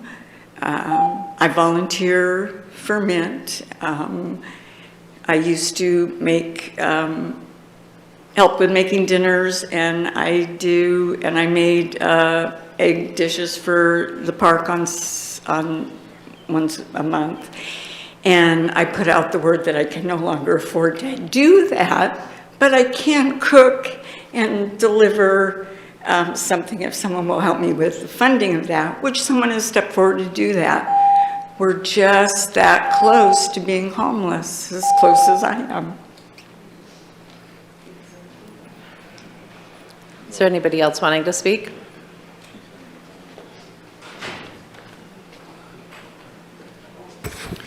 Catherine County. I had a gentleman come up to me just yesterday morning and say, what are we supposed to do? We have to be out by Thursday. That's 96 hours. He's down at the J Street, the treatment plant. The gates are locked. How are we going to get people in? Now, whatever's been planned, whatever's been discussed, this gentleman doesn't know. He's scared. There's, I'm guessing, mental issues to a degree, medical issues probably. There's people out there that are trying to do what they've been told to do. Not all of them are spun out junkies. The ones that are at the treatment plant, there was 44 tents or tarps that I counted on Saturday early evening after Mint and a lot of people had been brought in. Those people did what they were told to do. They're not all troublemakers. There's going to be some out there, absolutely. But there's so mixed information. This gentleman's going, what are we going to do? We're scared. What are we doing? And he's starting to kind of babble, and I go, just take it easy. Something will get worked out. I'm nobody. I'm not, I can't tell him what's going to happen. I was just trying to calm him down. There's people out there that's got a heart monitor on, the lady with one eye, again, the mental issues. They're just trying to survive. They're not trying to cause any problems, and none of them, after all these months of me hanging out and gabbing with, nobody has ever asked me, hey, can I come live with you, Kat? Do you have a place in the backyard? Can I come hang out? They've never asked that of me. I've taken them to the grocery store a couple times, got to go pick up her cat. They've never asked anything. The one gentleman asked me that I had never seen before, do you have any of the poopy bags for the dogs? I went and bought some. They're not all horrible. Is there anybody else wanting to speak? If I can walk up here. Hi, Steve Osland, long-term resident of Grants Pass. I have had lots of comments, but in the interest of brevity, I'm just going to comment that do your due diligence and really consider all the ramifications. What the Vols on their property have said is truly the case, and it's not. You asked the question: is it all happened since you've opened the homeless site? No, it's been ongoing, but it's certainly not going to get any better. My only point being is that you need to consider all the elements and the adverse effects it does have on adjacent properties, such particularly theirs, since they have parking and everything on it. But we've had the same vandalism problems, and they don't get better, they get worse. So just in your consideration of how you're going to solve all these matters, just consider all the factors is all I'm suggesting. And I'll skip all my other comments to say that the city council may or may not be aware of the fact that the carnival people have been staying on that property behind us since any time they're in town. And disappointingly enough, that no one from the city, but someone from the carnival people have asked permission to use water and electric services off our property, which we've allowed them to do when they're here. And I'm surprised that that's not an option, because even though, considering all the potential liabilities, you are going to allow this to continue. So that would be an option. It doesn't have to be us. It can be someone else, an adjacent property owner, to meter and compensate them for the use of their and I know my time's up, it's 7 seconds, for the use of the services. And the additional thing is... Thank you, Steve. I'm sorry, I have to cut you off. I was just going to comment. I appreciate the offer. What I was going to say about the water services the city should put in, because they're going to cost less now than if it's put off, and they're going to have to put in anyway. I have to abide by the same rules for everyone, right? Is that good? Hi, my name's Donna Wall, and we advocate for the safety and the well-being of our unhoused community members. We are partners with Southern Oregon Pathways. She provides trauma-informed drug and alcohol counseling. We work with Mint and St. Vinny's and other community partners. I want to say that I'm really glad that Grants Pass has their parks back again. I don't believe that the parks should have ever been an appropriate place for homelessness to exist. I would encourage us to make some sort of an effort towards a sober living campground. I like what Mint said too, is that to quit moving these people so that they can be helped. Not all of them have the issues that you think they have. Anyways, think that when the Measure 110 gets reversed, I think we'll see a lot of changes there.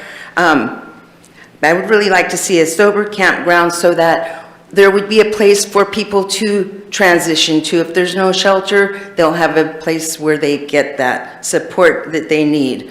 So our target is to help meet the essential needs and provide the resources that our unhoused community members need. But our goal would be to provide the resources that they would need to get their lives back together again. Thank you.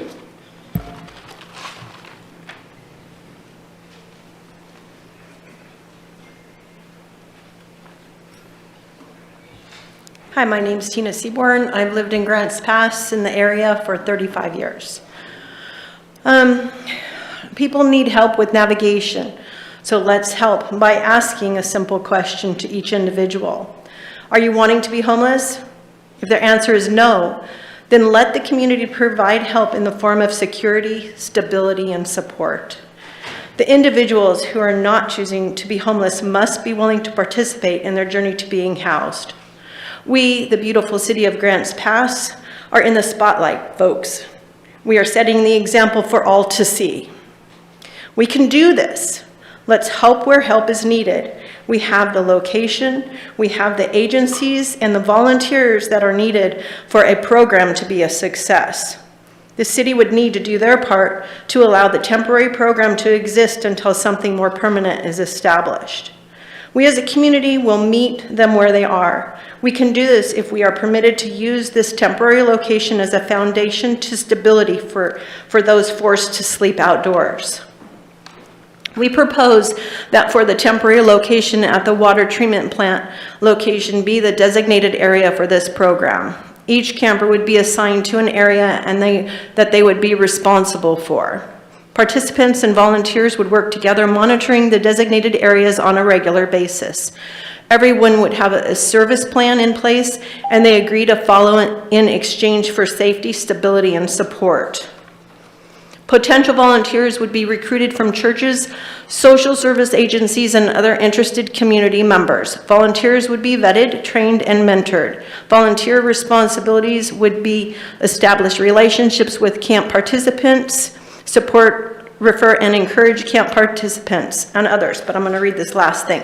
Finally, we can make a difference, not only for our homeless neighbors, but maybe for other communities as well. This is a huge responsibility, Grants Pass. People are watching. We can do it together, unified.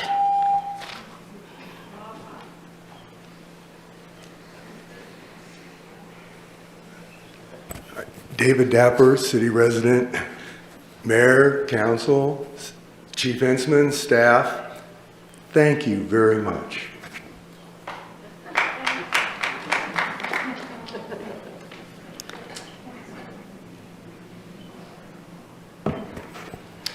Hello, pardon me.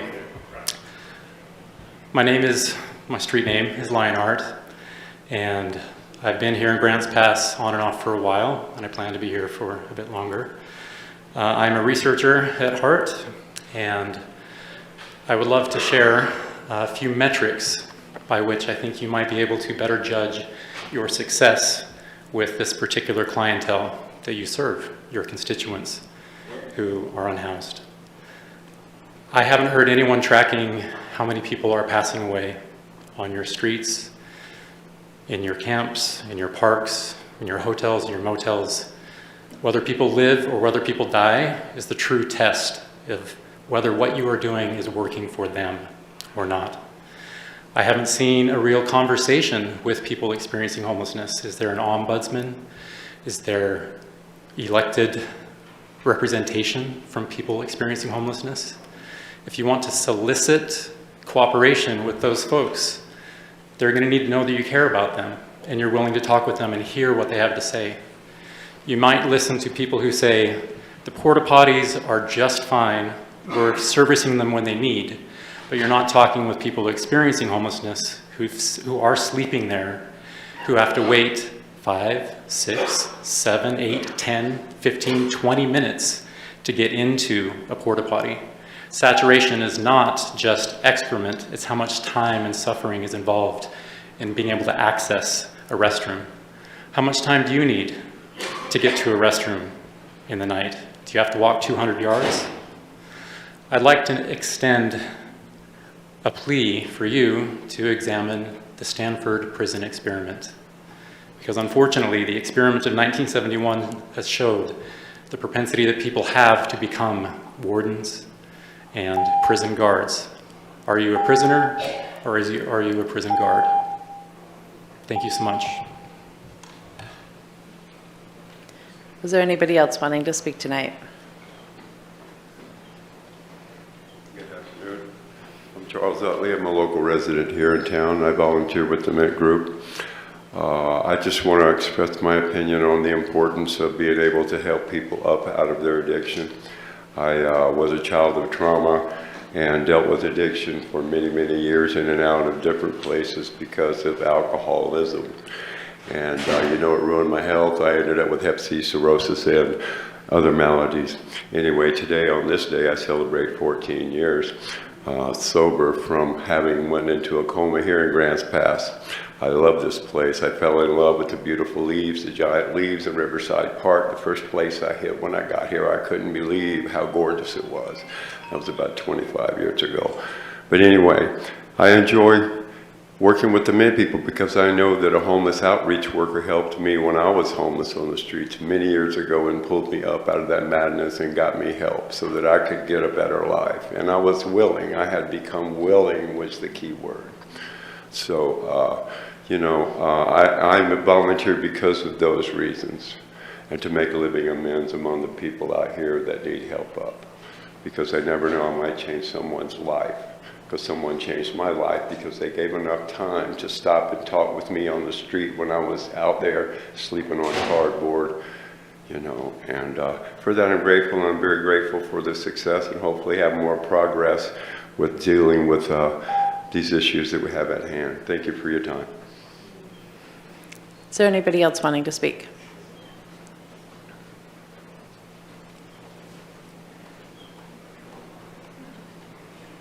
Helen Cruz, former unhoused, but still very active in the homeless community.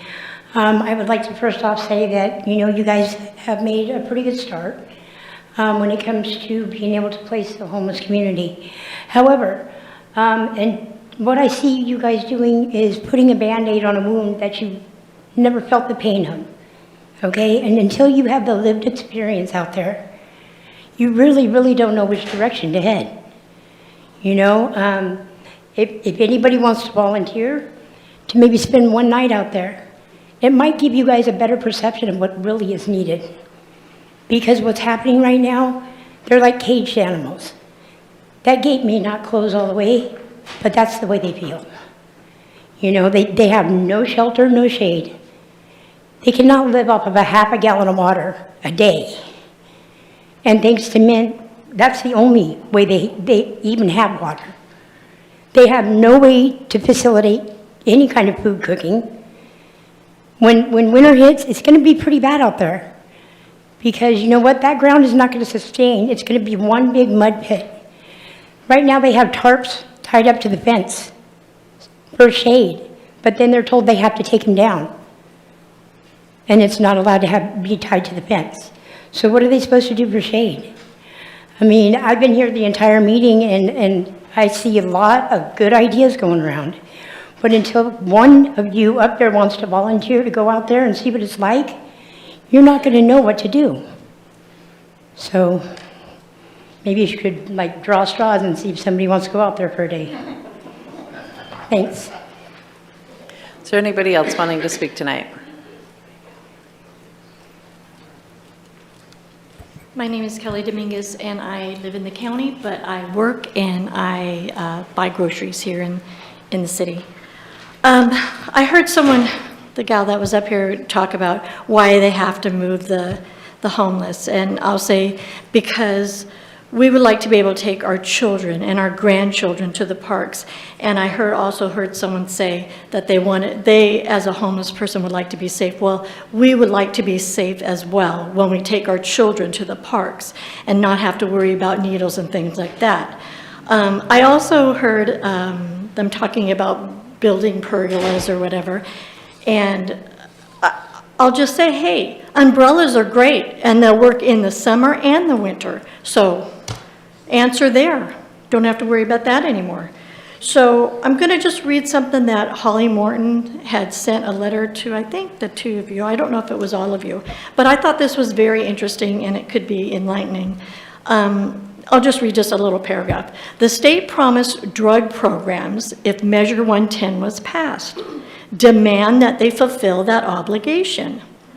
A lawsuit may be required. Addicts can go into drug programs or leave our county, but they cannot continue to be a public nuisance in a town that cannot afford them. We are all, just like I've heard some people talk about this as well, we are all struggling. I have 2 members of my family who can't afford, because the housing is, it's hard. But they're not dwelling impaired. They come to their home. You know why? Because they're not drug addicts, because they can work. They do work. And so a lot of these things are mental illness and drug addicts. Let's, as someone said, let's separate them out and then work on, 12 pages of NGOs. Let's find out how much money they're using and gathering from the taxpayers. We can use that money. Is there anybody else wanting to speak tonight?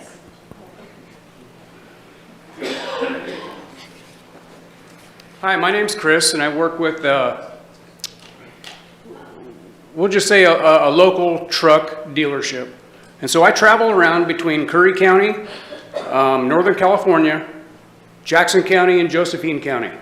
And since Measure 110 passed, I've watched this place turn into a dump. We've been a resident here since 2005, my wife and I.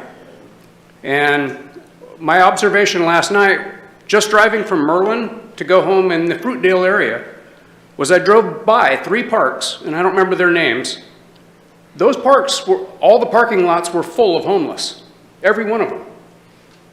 So then I saw, I'm not even going to tell you what I saw happen on 6th Street. On my way over to Park Street from the Parkway, I watched 2 police officers right next to the fire station, 2 vehicles, one on each side of the road, and there was a guy that looked like he was dead in the gutter, in his 30s. And I'm sure they were probably going to administer Narcan at $200 a pop, because one of my customers works on the ambulances, so he told me how much that stuff costs, that we all pay for. My recommendation is separate the druggies from the people that need help. And that's your duty, because the state has created a problem with, I won't even get into how Measure 110 even got voted in, because I've only met 2 people that voted for it, and I see 100 to 200 people every week. So that's all I got. Thank you.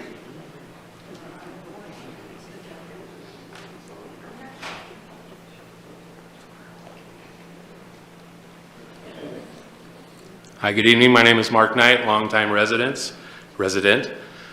I work at the J Street location that's heavily on topic tonight, and I thought I would share with you as an employee my experiences in 3 days. In 3 days, I have been yelled at, cussed out, spit at, charged at, threatened in ways I won't describe here, all for simply asking people kindly not to walk through our yard for their own safety. See, we are a working yard. We have mechanics, we have cranes, we have heavy equipment, we have semi-trucks. So safety is an issue, so people can say that compassion isn't involved here, but it is greatly what it's centered around. And so when I as an employee go out just to ask somebody nicely not to cut through our yard for their own safety, and now I'm concerned about my safety. I mean, literally garbage has been thrown at me. I've seen more in 3 days than I've seen in the 5 years that I've worked there. And that's not what this great community is about. And I will say a couple things I've heard is about being kind, and that needs to go all the way around with everybody. And that includes the businesses that are trying to work around this whole debacle that we've gotten ourselves in. And that is partly me, that I'm an employee, and I don't feel safe at work, and I certainly don't feel safe for the females at work. Thank you for your time. Appreciate y'all. Was there anybody else wanting to speak tonight?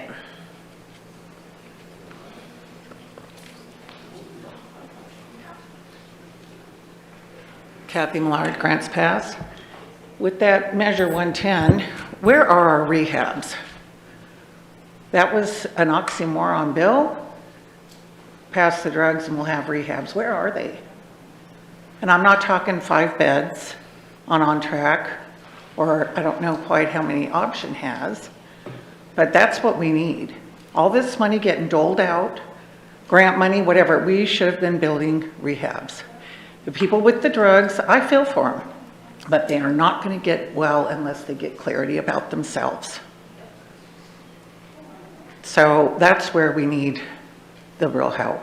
I feel bad for them in these fences, but how long do we keep putting up with this? There's got to be an end. So rehabs, that's my thing. And there you go with that smile, Sarah. I was trying to be nice, but some people don't like it when you smile, I guess. Does anybody else want to? Point of order. I was trying to be nice. Could you please come forward, state your name? Hi, my name is Tamara, and I've been homeless for 2 months now. I left an abusive relationship. I want you to see what some of the homeless look like. One thing a gentleman said kind of worried me. I sleep in my car. Where do I go? If he has, I don't want to point at him, but people calling and reporting people who are sleeping in their cars, I'm being hunted. I've already been through hell and gotten away from it. And now I'm scared even more. But everything you guys are saying about the drugs, I've seen it. I've been at Riverside Park. I've seen all the worst. But I've also seen people giving their last food to somebody else, giving water, helping each other. And they're good people. They're people. They're not trash. They're not refuse. They're frightened too. That's all I have to say. Is there anybody else wanting to speak tonight? All right, I'm going to close public comment, and thank you all for being here. Obviously, we have a lot of people who are very passionate about our community and this situation. I think we've actually heard a lot of good ideas tonight. We have been talking about this situation for years now. This is not the first meeting we've had where we've had dozens of people speak, but I really appreciate everybody's input. I think we heard some new ideas and from some new people. I just want to put in context, some of the ideas that you brought forward are beyond the scope of what we were really planning to talk about tonight, which the reason why we called this emergency meeting is just because we obviously do have a new situation where we have just, as of last week, moved people out of the parks. We have 2 designated sites, and there's been some concerns raised, just about how to make this immediate situation, work as well as possible. I think that includes some mitigation from the neighbors. I'm glad you spoke up. I hadn't heard from you before.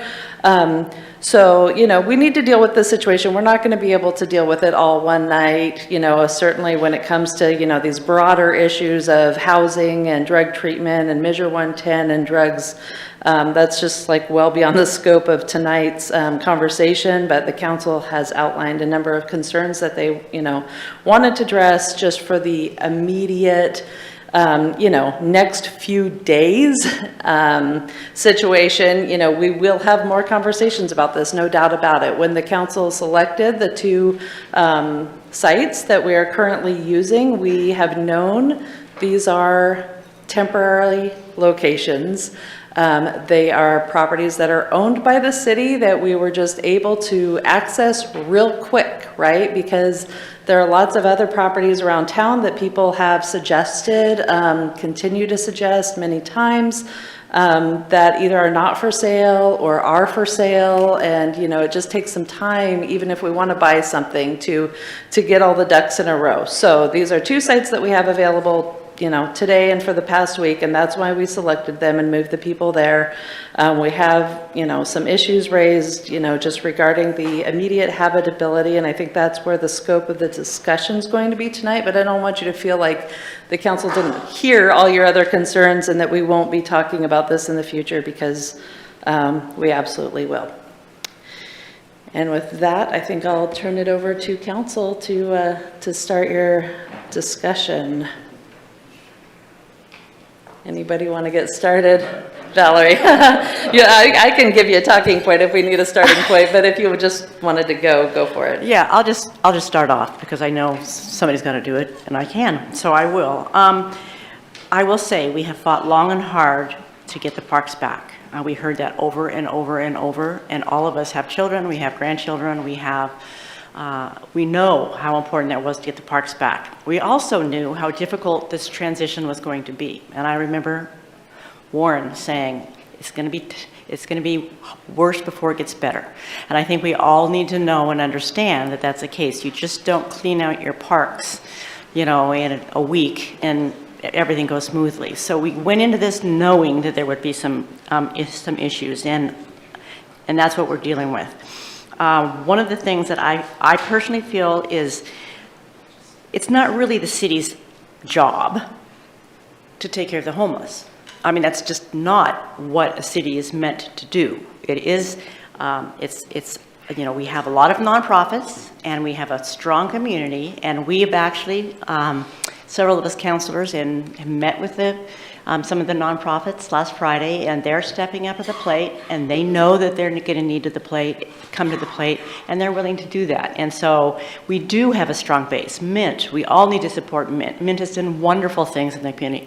Park Watch, I mean, there are a lot of people that have come together. Merle Ming, let me at it, let me go build it. I mean, we have an amazing community, and I look at Reinhardt Sports Park and some of the history that this community has.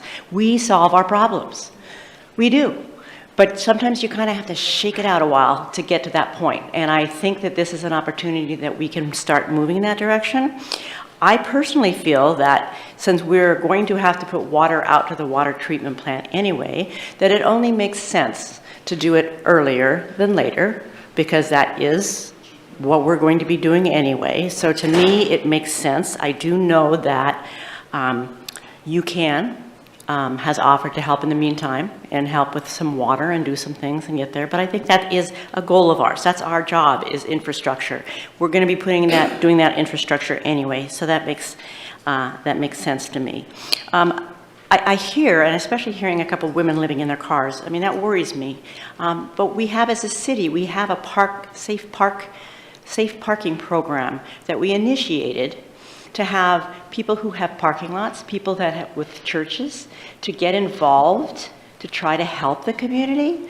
And I hate to point out any particular churches, but I can tell you the other day I went for a drive in Spalding Park, Spalding Industrial Park, and there happens to be a church up there that has the largest parking lot I have ever seen in my life.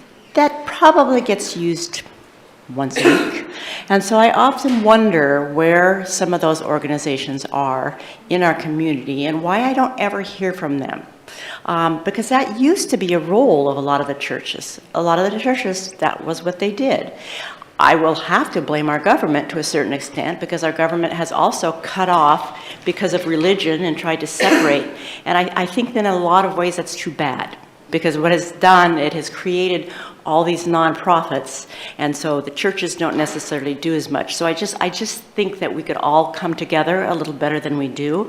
But I feel that we do need to do the infrastructure. I also think for $5,000, I can't imagine the city lot next door not needing water at some point in time, and that's not very expensive. And I think that we need to ask the volunteers to get out and put up. I think you'd find a lot of people who have canopies and things that would be willing to donate them and give them to the lots, for those people. Because I do know we have a lot of really good-hearted people in our community. So I think if you kind of leave it to our community, I think they'll step up and do what needs to happen. So right now, I'm just going to propose that we do put water to those spaces, and that is the city's role, is to work on getting water to the two sites. I know some other people have some ideas on the length of stay, so I will let them bring them up. But like I said, we have options. We had at our meeting, options was there, and adapt. There's a lot of nonprofits that are doing work, and they will come to step up to the plate because they've said they will, and I believe them. So anyway, that's a start. That's what I would propose. Joel. So it's my understanding that Grants Pass is kind of unique in the state of Oregon, that we have the only unsupervised, unsheltered homeless location designated. And the problems that go with that Dr. Murray talked about, that the neighbors talked about, are going to continue if that condition continues. And people are going to get hurt both within the camp and in the town. We have a large nonprofit community of those people that want to volunteer. I would suggest you start with Mint, and then if Mint wants to do something with that, they can approach the city. The city does not do a good job of running a campground. We don't have that capacity. The nonprofits, as Dr. Murray is a good example, would do an excellent job. I'm not putting pressure on you because there's other people that can do it as well. But to have an unsupervised area is just a temporary solution. The other thing is there's going to be people hurting no matter what, whether they're in the campground, whether they're at the football game, or whether they're in their own home. There's going to be people that are going to be hurting, and there's going to be people that things could be better for them. And so you just be a good neighbor. That goes a long ways. If somebody needs water, you take water down to them. It's that simple. So anyway, we can't continue to manage it as an unsheltered campground. It's a good first step. We need to take the next step after that. Vanessa, then DJ, then Rob. Yeah, I'll start off by saying thank you, council and community, for convening on such short notice. I also, along with Councilor Lovelace, attended a couple of meetings within the last week with not only social service providers, but also stakeholders that are very closely tied to this issue. And it was clear that there were some serious deficits that I think that the council needed to address. So thank you very much for being here. It's really easy to laser focus on the troublemakers within the homeless community. That was not my motivation for attending this meeting this evening and asking for the discussion items that we're talking about to be discussed. I have a really deep concern of the clientele that Mint assists in our public spaces. I also have a really deep concern for there was a woman here today in a hat who, very intimately explained that she is on the cusp of homelessness and she is an elderly woman. I am very deeply concerned for those members of our community. So I want to be really clear that with what I say has to do with the elderly, it has to do with the medically fragile, it has to do with families and people with kids that are living on the streets. Those that also are fleeing domestic violence, those that truly need an advocate. Our council has been asking for years for nonprofits to step up, and we now have a nonprofit doing that. Mint is answering the call in our community, and I feel as though the council really does have a strong responsibility to work with them and be good working partners, since we do finally have that service in our community. I, of course, don't want to speak on behalf of Mint. They've been really clear what they're all about, but I'm going to venture to guess that they ultimately want to see people in housing. They are doing the work of stabilizing people so that they can continue into the continuum of housing. And so I think when we have these public spaces for people to rest in, I think it's our responsibility to make the work that Mint does easier, because the end goal is to get people off of public land and back inside of a home. And if that is as easy as allowing shade, I think that we need to do that. If that's as easy as allowing park benches for case management services to meet with people and their goals, I think that that's a no-brainer. If we want people to utilize our public land wisely and positively, I think we need to provide dog bag waste stations, cigarette butt collection cans. Otherwise, people are going to be discarding cigarettes into trash, and that's obviously dangerous. That's how fires start. In terms of the water option, I am in support of UCAN providing water in the interim. I also agree with Councillor Lovelace that both properties eventually will need water services. Now feels like an appropriate time to bring that in. I also would like to be a good neighbor with the J Street properties and at the very minimum, assist with temporary fencing. I don't know what the best type of fencing would be. It sounds like we've heard a couple different options, that maybe not the chain link would be the best option, and maybe just not even one side would be the best option. If every edge of the property would be a better option, I would really like to reach out to them and ensure that they are well taken care of. But I think when we talk about this discussion, we really have to figure out what our end goals are. Do we want Mint using all of their time, their very limited time and energy, moving people across town every couple of days? Do we want a trail of people moving through town every few days? Do we want people back in housing eventually? Do we want the very minimum amount of stability to help people get back into housing? And do we want to encourage people to use our public spaces positively? So I would just ask that the council reflect on what their end goal is when they do vote today. Thank you. DJ. Let's see here. Yeah, so first of all, I want to thank everybody for coming. I applaud your compassion and I encourage your efforts. Anybody out there with their boots on the ground helping these people, I think that's wonderful. That being said, I'm going to start by saying that it's my opinion that the city's done its part. We have responded to the will of the people. We've reclaimed our parks for their intended use. They are now safe for our families to enjoy, and I think that's deserving of celebration. So thank you for all those that have recognized that. That's been a long, hard road, and we're finally there. So what I mean by the city has done its part, I mean that we have provided a place for people to be. We have delineated portions of the city that says you may camp here. We have complied with state law. We've created objectively reasonable standards, in this councilor's opinion, for people to stay. That being said, I'm not willing to lock the city into a circumstance that will have to provide services in perpetuity. I'm going to follow the advice of our legal team and our insurance providers. I'm going to elaborate that on a little bit.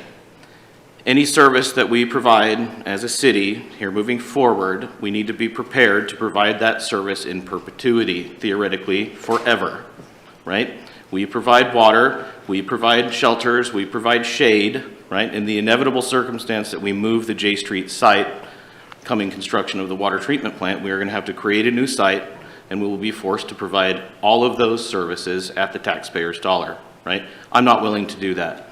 And that's under the advice of our legal counsel and our insurance providers. Hang with me here, though. So, to my knowledge, no city in this state is providing those kind of amenities to their campsites, right? Their nonprofit organizations provide those services. And in fact, as I understand it, the most successful programs in our state are wrought from and handled by those nonprofit humanitarian organizations. I think it's wonderful that we have organizations that desire humanitarian services for our community. I'm willing to allow them to provide those services in this community. Moreover, I strongly encourage it, okay? So I'm going to allude to the service provider list that PATH provided us 4 days ago. It's an 11-page document, anywhere from housing services to shelter to pets, the whole gamut. We have a very healthy network in this community, and I'm pleased to see that this partnership is rising. Speaking on that partnership, I'm going to say it again. I believe the city has done its part. It is now time to rely on the nonprofit humanitarian organizations to step up and do theirs. I'm not saying that you haven't. I'm saying that I encourage that endeavor. So, as far as reevaluating allowable time spent on J Street property, that goes to that service in perpetuity. If we increase that to 100 hours or 127 hours or 200 hours, we will have to provide that in perpetuity, like I said, theoretically forever. I think 96 hours is fine, and 24 hours for the 6 and A Street is fine. Moving into shade, potable water, park benches, doggy bags, cigarette butts, elevated tent platforms, the whole gamut. I would encourage the nonprofits to step up and provide those services to the unhoused. I won't get in your way. I will encourage you to do so. As far as the fencing, it's fine. We need to delineate these areas. I might be willing to look into, are there different kinds of fences or those kind of things? That might be a conversation that I would be willing to entertain, but we have to delineate these portions that we have allowed the homeless to stay. So I wanted to make it very clear to everybody in the room that that is my position tonight. Thank you. Rob. Yeah, pretty much everyone in the room, dais and out here, has a lot of valid points tonight. There's no maybe about it, and it's intellectually tough and it's heartbreaking. It's both. But I also have to say that before I can even speak any further, I have to acknowledge the business that's next to this, or the businesses that are next to this site and what they're going through, because I doubt tonight that we're going to solve that problem, and it doesn't mean that it hasn't deeply affected me listening to what you had to say. But it's not what's really on our agenda for tonight particularly, and it's something that we absolutely need to circle back to very, very quickly to see if there's any input or any ideas that you have. If that site stays there until next spring, what can the city do to mitigate any problems in your opinion? Because until I have to say that first, because it really does bother me. I can then go on and talk about the things that are kind of on our agenda tonight. You know, with regards to, so again, I really want to hear what the business people there's idea would be. If that site is going to stay there, is there anything that the city can do? What would those things be? And I don't know that we'll be able to do them, but I want to know what the target would be in your opinion. And you don't really have any other advocate. You know, Mint is not advocating for you. There's not really anyone on the council advocating for you. So we need to hear from you and let you be your own advocate. And I really welcome that. With regards to, very briefly, I look at the water situation a little bit differently than I guess maybe Aaron Kubik has looked at it, or some of the other councils looked at it.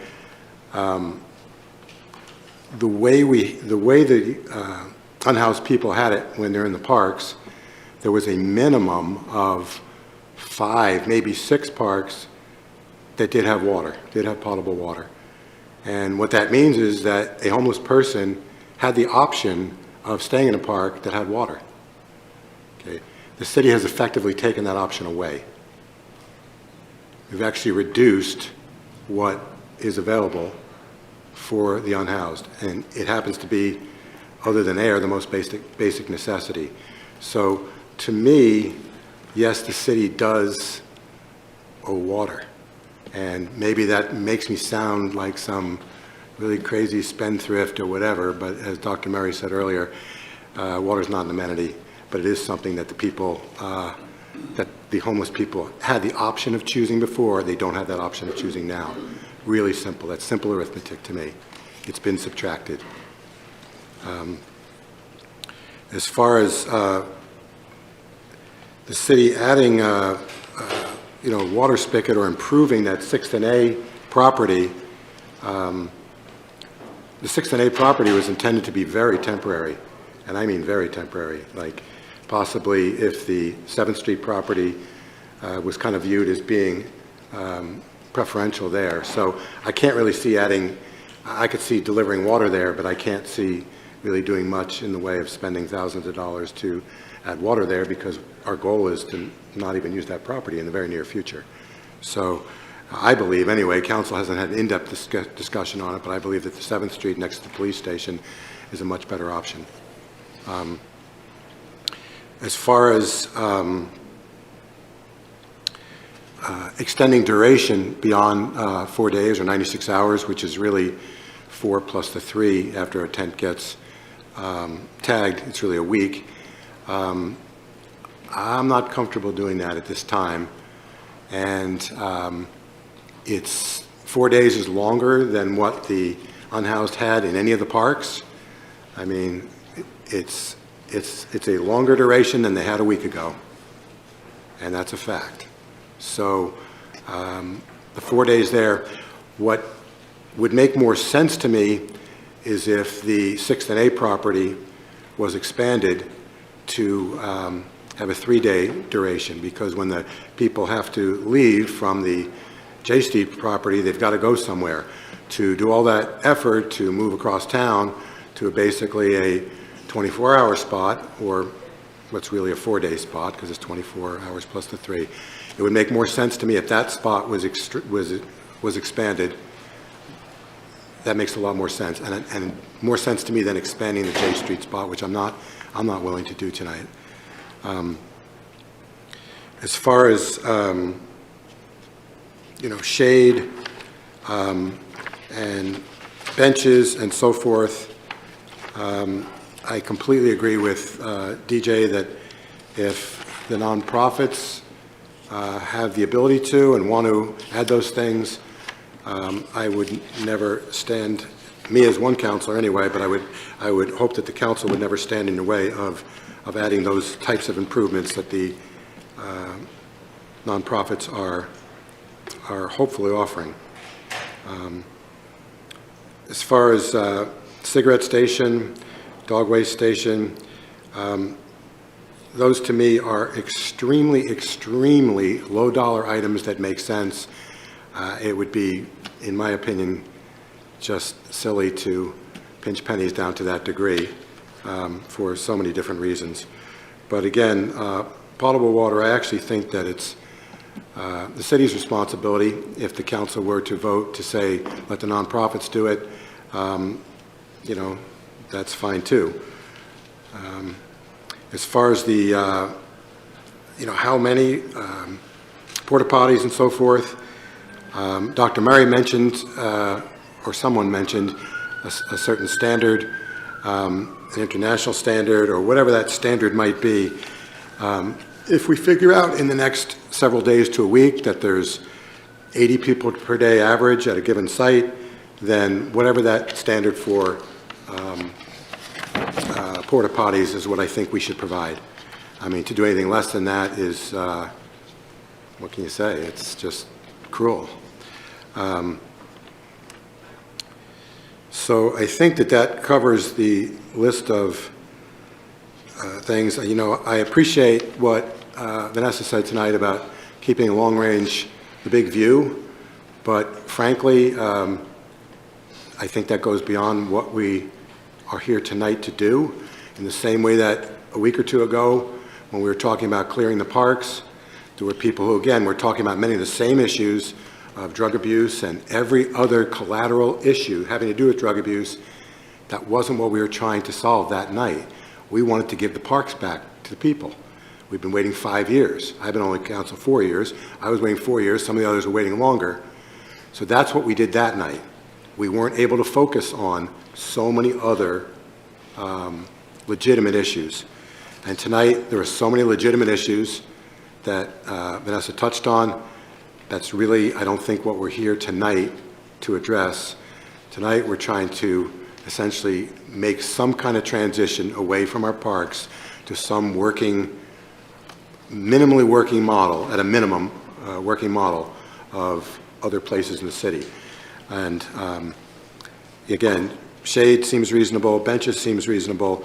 To me, it seems reasonable to extend the 6th and A duration, because if people are going to be forced to move from across town to just be there for a day or two, that doesn't make a lot of sense to me.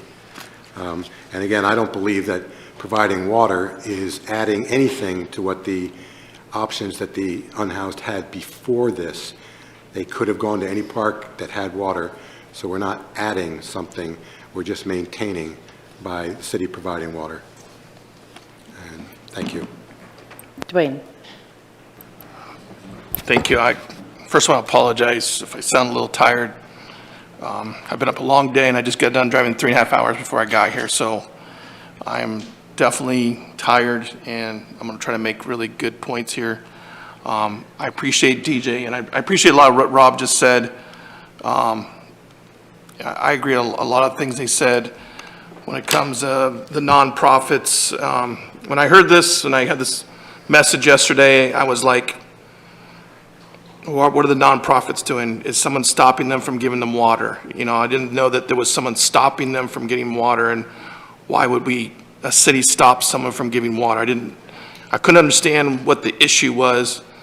It should be just common sense, go give them water. So that's kind of like my little problem was like, it's just common sense. Let the nonprofits go do it. If they need whatever, let the nonprofits go do it. The city shouldn't be getting involved. I'm not stopping the nonprofits, and they need something, and I let them do it. They're already getting money to do this from taxpayers. So why would we get involved? There's 11 pages here of taxpayers that are helping, fund things to all these nonprofits out there. A lot of these things that I see I don't understand why DHS is not stepping up. That's kind of their job when it comes to the elderly and people with disabilities. The lady with the issue with the abusive person, she should be at the Women's Crisis Center. I mean, a lot of these things are just not city responsibility. They're already agencies that do this stuff. And I think people just need to be pointed in the right direction to get the help they need. Not the city create another thing. So, and I did want to defend some things that was said by Valerie, and I'm not really picking on you, Valerie, but Edgewater for 3.5 years did a overnight shelter once a week and fed the homeless. I know that the mission does stuff. Sunday there's a church group of people that feed at the Riverside Park. U-turn, I saw them the other day feeding people in front of their building. So I don't think we should be picking on the churches. And churches, I look at as churches as people, not really the building. There's a lot of good people that are doing things. And there's just people that are doing what they feel is their responsibility. I do have a concern, though, that whose responsibility? What is the city's when I say city, I really look at taxpayers. What is the city taxpayer's responsibility? What is the state taxpayer's responsibility? And what is personal responsibility of your life? And I think that gets confused a lot with life here is, what is the city's responsibility? I think the city's responsibility would probably be get out of the way and let groups do what they need to do. And just I think they're more about safety. And when I say safety, that people are not getting their things stolen, or they're able to work and get to work, and their pace of business is not being vandalized, and people were able to get around town safely and not get in car accidents and things like that. And children are safely getting to school, and they're able to play in the parks. That's kind of the safety that I see that the city should be doing. So I think a lot of this is just not stuff that we should be dealing with, that the nonprofits can do.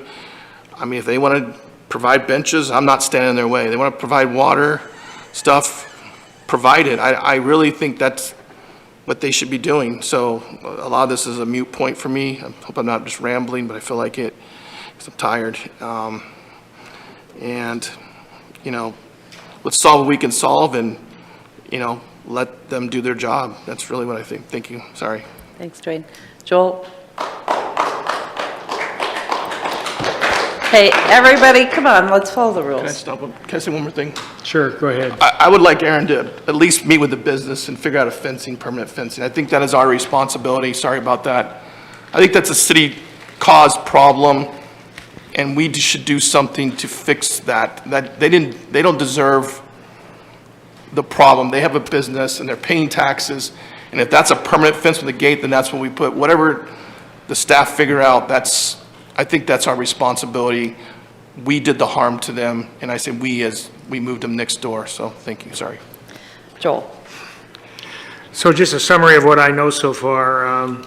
UCAN has agreed, at least in the interim, to provide water.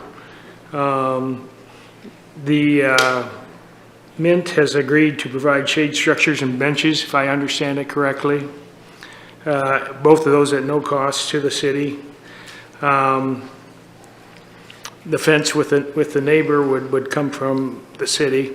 Right now, if the city paid for everything, I talked to a policeman who was kind of upset with the way this was implemented because it doubled their workload as well, and kind of put them in the hot spot. And when they looked at the city budget of between $400,000 and $800,000 for the homeless, the first response was, that's 8 police officers or 8 firemen that protect all of us. And so we've got to have some kind of synergy there between the private sector that can donate, the nonprofits that can do the work, and the taxpayers that provide public safety. Because the city obviously can't afford to do all that. Or we can, but it would be at an expense and an increased cost in other areas that you wouldn't like. So I think we need to balance that as well. And so as we go forward, I celebrate where we're at. It's not a bad place. Yeah, it could be a lot better right now, but it's not a bad place. And the different partners in the community need to go back and do some thinking, and then and make things even better. And I think that's very possible to do that. Brian and then Rick. So just before I make my comment I was going to make, Joel, on slide 10, it has the costs laid out. It's not $600,000 to $800,000, it's $280,000. So I don't know where you get your number from, but this is becoming a habit where you're sharing false facts almost every meeting now. We can talk afterwards. I'll tell you where it came from. Okay, well, it didn't come from the city spreadsheet, just so everybody knows. And I don't appreciate that. Aaron, is there anything on the books that does not allow nonprofits to have shade at this site, to provide water at this site, to have benches at this site? So if I understand your question, you're asking, is there anything that would prohibit nonprofits to provide some additional service to these sites? I would say, no, there's not. They would just need to do it in compliance with certain rules and regulations that we have in place. But yes, they could totally provide those services. Okay, so a nonprofit or even a private citizen could take a shade canopy down there and donate it to somebody.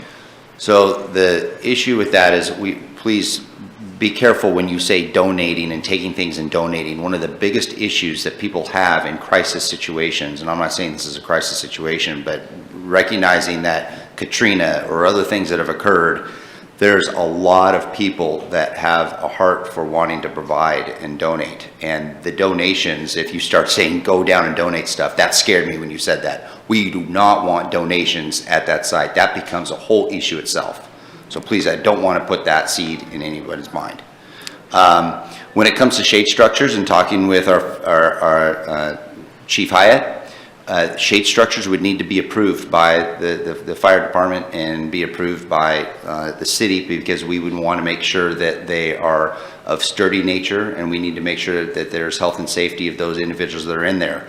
The quick pop-up tents and those kind of things, if not appropriately lashed or somehow secured can create health issues and risks for individuals in there. So can they do shade structures? Yes. Would there potentially need to be specifics and guidelines associated with that? Yes. Park benches are a little more open to opportunity for different park benches. And then water, yes, with UCAN providing resources, if Mint and UCAN work together and they brought in the water trailers, I'm sure the city would likely help provide additional fencing for that structure. I would think council would be open to us just renting a few more feet of that fencing to have that structure in place. Okay, thank you. I'm trying to get a little bit of clarity around the water, the offer from UCAN. It sounds like that they have resources available to help with water at the site. Do you know what kind of timeline they're talking about? Because I think that's important. Yeah, Brad's taking the lead on a discussion with UCAN, so I'll let him respond to that. Sure, thanks, Aaron. I did speak with Sean Pritchard today. I think it was a comment earlier that they would actually provide the water. That is not what they said. They would provide the funding for water. The amount is unknown at this point, so unfortunately, since we were unable to give them a specific dollar amount for what the potable water would be, they did not, 100% commit because they don't know what that dollar number is. So I told them we would get that within the next few days and get that back to them. But what they confirmed was that they do have, that funding there. Okay, thank you. So it sounds like water's covered, shade's covered, benches are covered. The dog waste station and the cigarette station are basically free, and it saves us a lot of headache on the back end with having to clean that stuff up later. So it only makes sense for us to have those. I think that we need to make sure we're meeting the sanitation standard of, it was referenced, 1 porta potty per 20 people. I don't know if that's the actual standard, but whatever the standard is, we need to be meeting it, because if we're not meeting it, we're substandard and we're opening ourselves up to liability risk. So we need to be meeting that standard unless we want to go there, which I don't think we do. And I do want to talk about the time for each location, because I think that there are some logistical issues with the way we have it set up right now. But just to kind of get us moving, I'm going to make a motion to meet the sanitation standards, whatever that standard is, meet that, allowing the nonprofits to provide shade structures and benches and potable water, and for the city to provide dog waste and cigarette stations. Seconded by Vanessa. Are you done with your comments? Yes. Okay. Taking a minute to write this down here, but I think Rick was next in the lineup. Yeah, we do. I'm on board with looking at UCAN doing the water, and nonprofits on shade, benches, dog waste, and cigarettes, and consideration for extending the time. Thank you. Rob. Yeah, I'm in agreement with that. The one concern I have is that I just don't know if the nonprofits, when they're talking about shade, realize that some of the, Aaron touched on it, but the less expensive ways to do that can be really hazardous in even a small wind. And I've been in situations where even if they're staked down well, they're gone and they're flying through there, and the only way to, you've got to take them down because most of them are adjustable. But the inexpensive ones are going to be really hazardous the first time it's windy. So I just would hope that if we're talking about, we need to have realistic dollar figures there is all.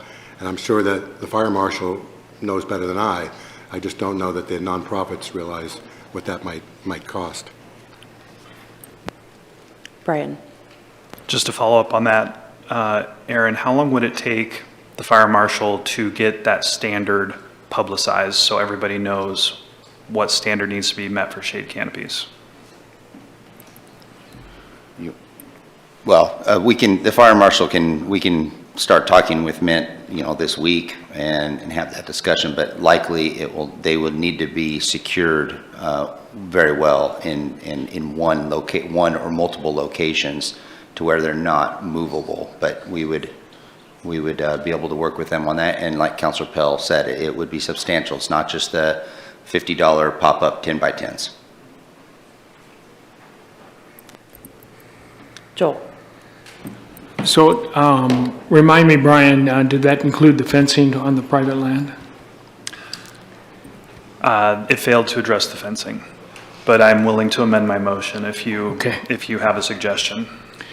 Well, I got one of two. I think there's a lot that is going to settle down. I'm not sure how much that's going to settle down, but I would like to see at least to start off with 6 months of temporary fencing and then reevaluate and with the landowner and see what's needed and what's not.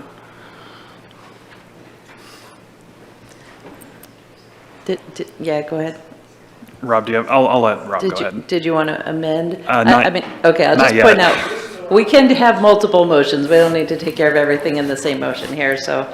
Okay, so I'm just not sure what the fencing is trying to accomplish. I'm not sure what the fencing is trying to accomplish. We heard tonight, I don't have a clear, I've been to the site, I don't have a clear picture of what that fencing would do, and we heard tonight from the business owners next door that they didn't think the fencing was going to do very much. So before we commit to 6 months worth of fencing, or 6 days worth of fencing, I want to hear from the business owners first, after this meeting at some point, with the city manager and possibly the council president or mayor. But what are they actually recommending, if anything, with regards to fencing, or maybe there's something better that the city can do. But before we act on the fencing, I want to know from them what they think is very appropriate. Yeah, I also wanted to just interject and say with regard to the neighbors there, that if we could just have the city manager work with them to discuss what they need rather than us deciding, that would be recommended. It is. Yeah, I'm going to amend my motion to also direct the city manager to have that discussion with those property owners. Seconded by Vanessa. Okay. Who's next? DJ? Sure. As far as the lion's share of the motion, city providing any services extending the hours, my position is firm and unwavering, and therefore I'm going to be voting no. However, I do see it appropriate that the city contact the adjacent business owners and open up that dialogue with what can happen. So I would say yes to that as a separate motion, but as I'm going to mention before, I am firm and unwavering about the city providing any more amenities to these sites. Yeah, the motion was that the city would meet the sanitation standards for the restrooms and allow nonprofits to provide shade shelters, benches, and water at the site, and that the city would provide the dog waste and cigarette containers, and that the city manager would work with the neighbors to learn more about their needs. Any further discussion? Rob? Okay, so there's no, in that motion, there's no mention of extending hours. It doesn't include the duration, Okay. no. So is that, are we still able to address that in a separate motion? Yep, let's Okay, take care of thank this you. motion first. Is there any further discussion on this one?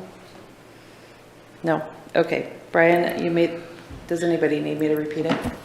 Okay, Brian, you made the motion. How do you vote? Yes. Vanessa? Yes. Rick? Yes. Dwayne? Yes. Joel? Yes. Rob? Yes. DJ? No.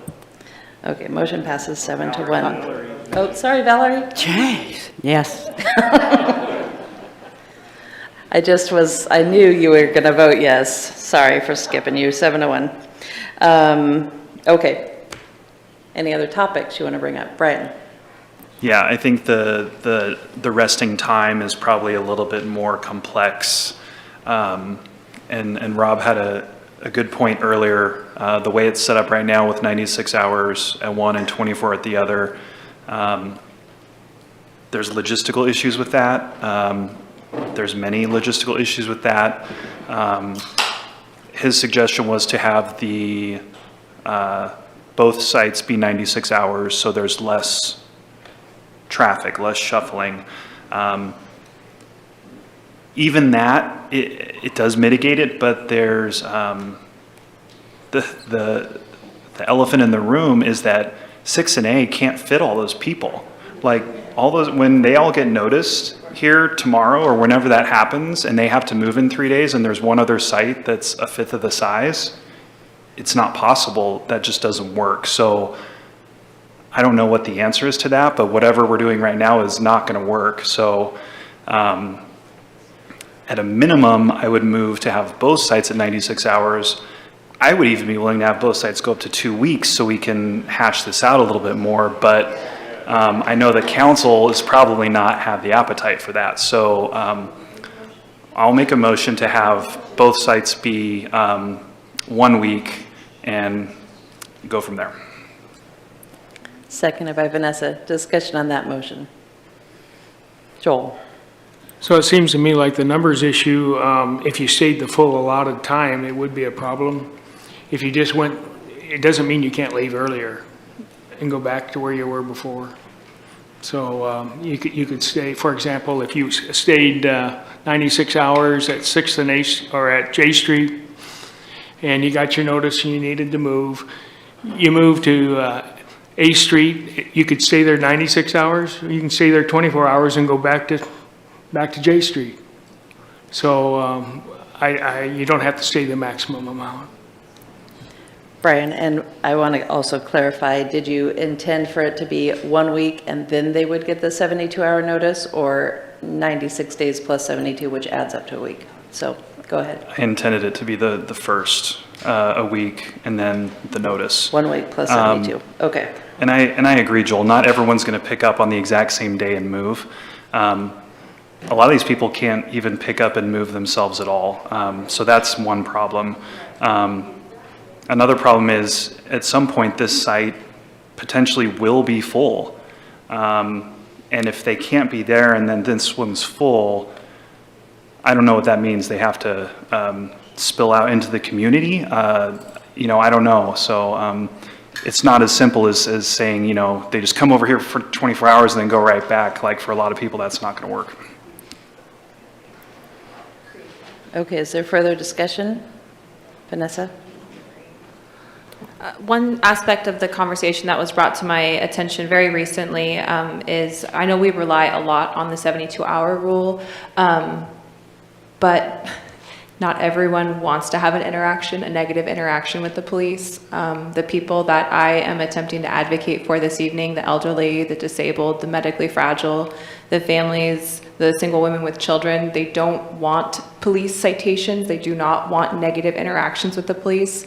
And I don't want us to get in the habit of relying on that 72-hour window, because the people that I'm attempting to advocate for want to avoid that. So in terms of allowing people to rest in these places, the people that I'm attempting to speak on behalf of, I don't think that we should get in the habit of relying on that, because it puts people at risk if they are on HUD waiting lists or they are attempting to better their lives. A negative police interaction could jeopardize that.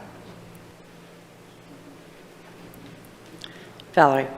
Yeah, I think what I heard over and over tonight is people that really need help and have the problems in moving. I mean, nobody wants them to have somebody come and help and move them. I mean, I think all of us are hoping that when September 1st comes along, the faction of the drug, which is what we were all really worried about, is the drug people and the use of the drugs, will have some sort of an answer. And so I think after that happens, that might open up a whole different, you know, can of worms. But I do believe that it is cruel to ask these people who cannot move to move. So I would agree that a longer time would make sense. So I would agree for up to a week. Joel? Well, I would anticipate too, these are unmanaged campgrounds. We're, you know, like I said before, it was, we're the only city in the state of Oregon, I think, that has unmanaged campgrounds. If it becomes a managed campground, this hour limitation becomes moot. Much like it's done in every other part of the state, there's still some limitations, and it's based upon, do you want to get better or not, and those kind of things. But so again, this is an interim step. It's an unmanaged campground. There's a higher risk with that. There's more effort on the part of the participants and on the part of the citizens.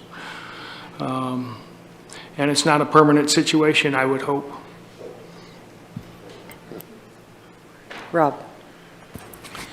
So the concept of there's 96 hours, again, I would come back to the fact that that is actually longer than anyone had last week. So, and I'm not saying that, people should be, feeling like they won the lottery because they got an extra day. But the fact is that they had 72 hours last week, and someone's shaking their head no, but that's the state law, and that's what we were following, right? 72 hours? Chief, that's what we had before?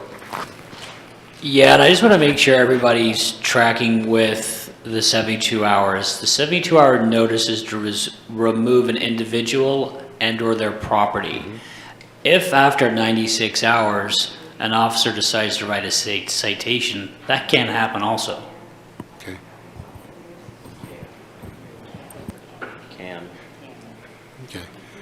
So the 96-hour time frame that someone is allowed before they would be cited, right? That's longer than we've ever had before. Yeah, no, absolutely. I just wanted Thank to you. make sure for this conversation, Okay. when we're talking time, that 96 hours, and if you go past that, you've broken the ordinance technically. Sure. But if we want to physically remove you and/or your property, then we have to notice the site before we do that.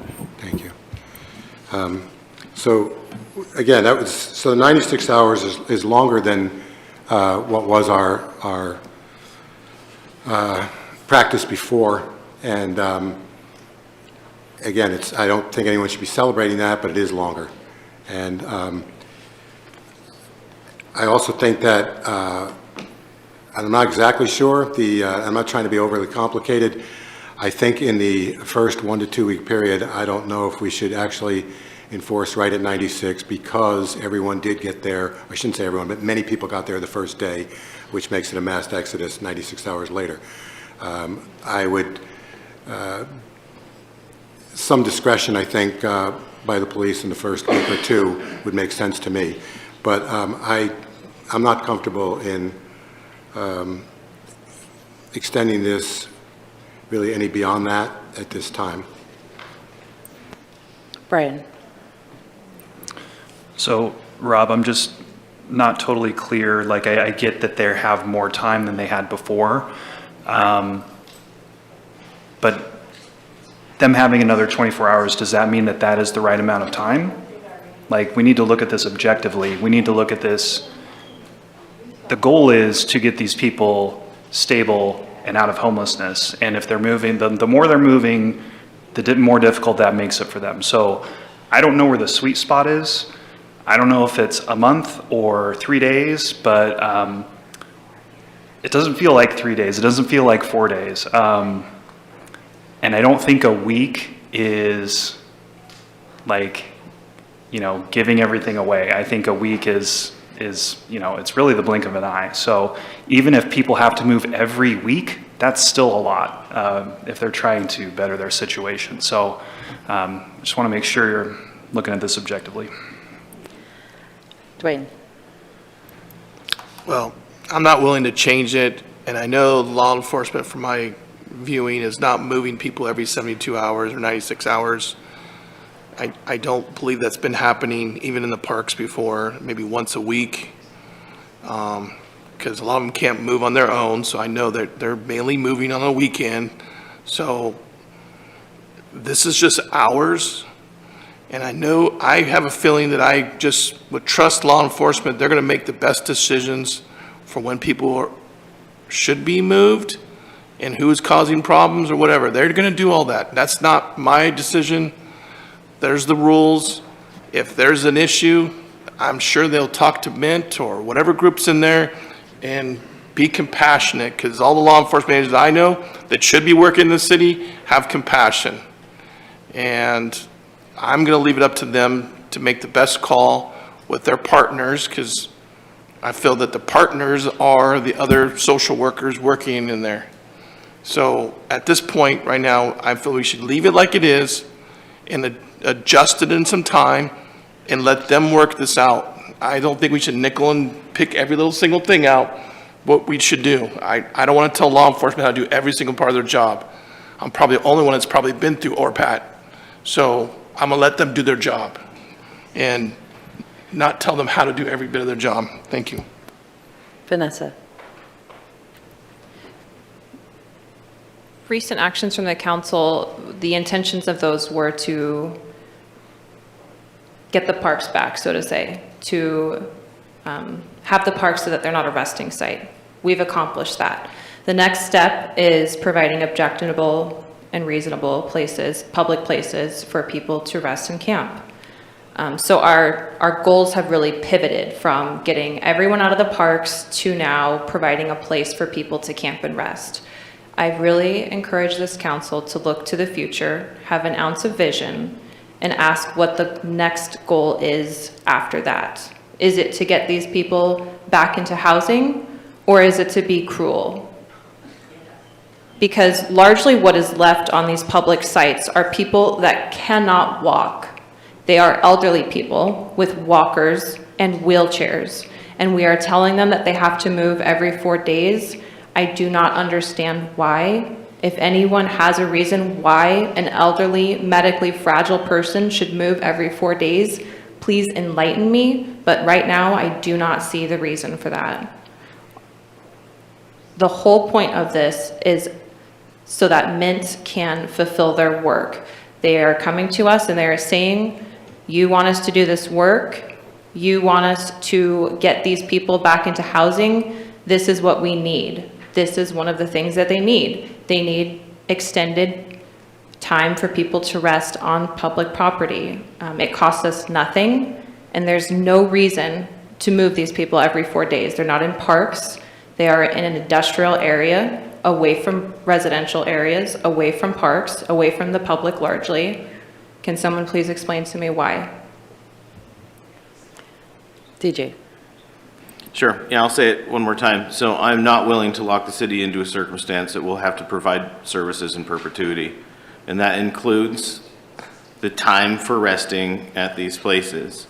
If we tonight adopt longer hours, that will be the baseline of service in perpetuity. And I'm unwilling to go there. Is there any further discussion? Okay, so the motion would be to allow people to stay at either or both sites for a week, and then at that point, they would get either a 72-hour notice to leave, or they could be cited. And Brian, you made the motion. How do you vote? Yes. Vanessa? Yes. Rick? No. Dwayne? No. Joel? I think we should stick with the 96 to start with. No. Rob? Yes. DJ? No. Valerie? Yes. We have a 4-4 tie, and I'm going to vote yes.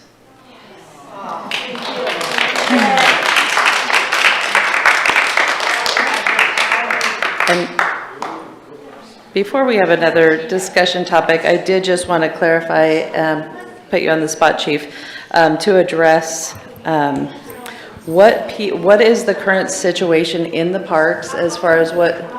If the audience, if you have private conversation, you can take it outside, please, but otherwise, we're going to maintain the decorum of the room. Thank you.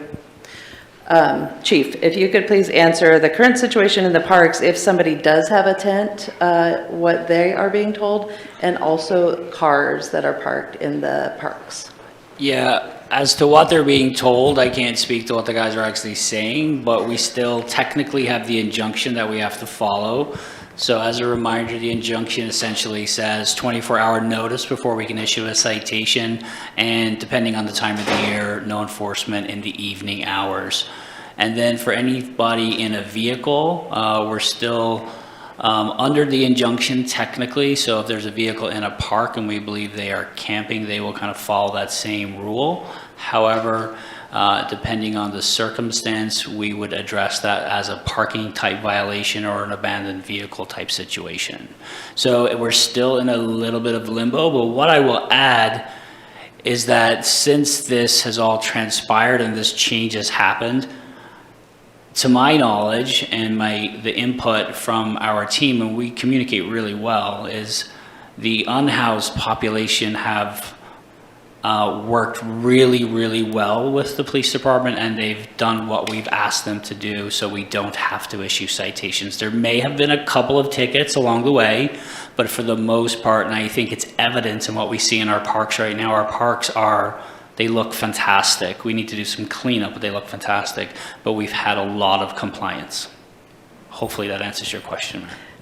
It does, and we are still under that injunction right now for days, maybe a couple weeks. We have, I think at this point, just so everybody knows, our attorneys have come to agreement with the attorneys from the other side of this lawsuit and have agreed to release the injunction, but it is still in place for an unspecified period of time. But what happens once it gets dropped? Because right now my understanding is somebody would get a 72-hour notice or a citation after 24 hours.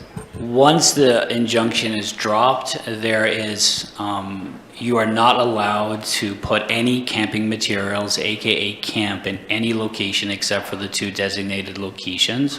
So depending on how that interaction goes, it could result in a citation and a removal. There may be some different strategies employed, but for all intents and purposes, we would issue a citation and or hopefully gain compliance and share with people where they can and can't go, to include the multiple resources.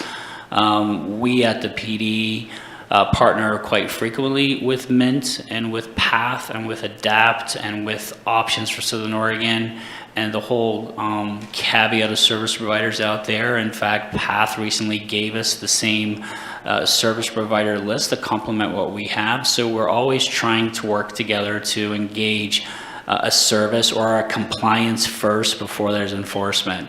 Much like how we utilize our sobering center, we don't want to utilize our jail space if we don't have to. We don't want people to engage in the criminal justice system if we don't have to. So that's kind of always been the philosophy within our organization, and I'm pretty confident that will continue to go that way. And then my final interrogation question here is with regard to Measure 110 and the rules that are changing this weekend. I know people have a lot of expectations for that. What are you going to be able to do that you can't do right now? Essentially, we will be able to arrest people for possession of minor amounts of, let's say, methamphetamine.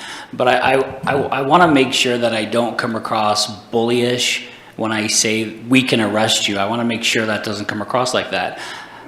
Because we will also be citing and we will also be deflecting. I think we're leading the charge with a really good deflection model that is simplistic and it won't cause undue hardship on the individual and or the officer to do multiple follow-up later on down the road. With that said, the behavior we see in this community, and I'm choosing my words appropriately, has been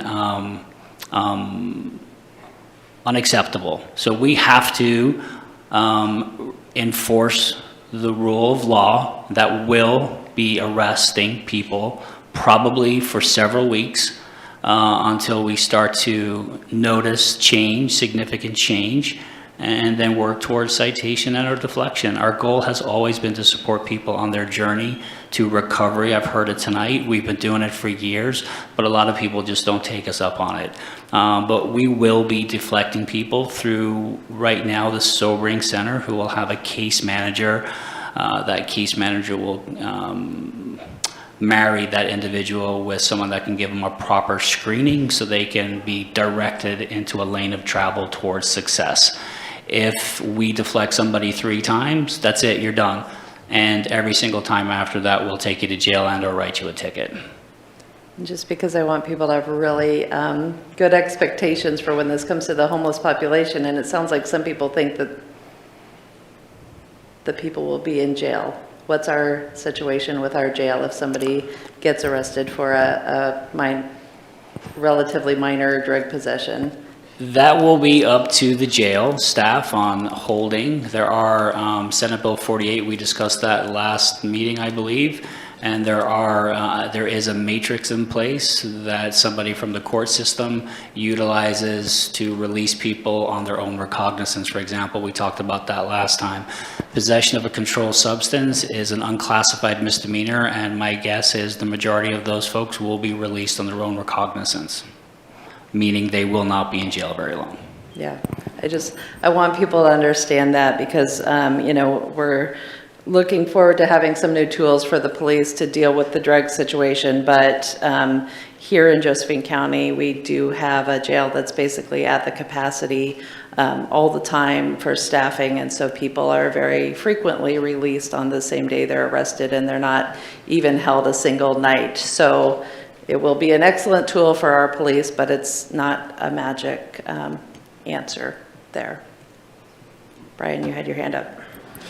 Yeah, I think that, not tonight because this was a special meeting, but I think we need to have a discussion very soon about car camping and if there's any solutions there to get them out of the neighborhoods and out of where businesses are. And I wanted to thank staff for preparing for this special meeting and the public for coming to this special meeting, and I'd like to make a motion to adjourn. Seconded by Vanessa. All in favor of adjourning tonight, say aye. Aye. Any opposed? All right. See you next time. Next week, Wednesday.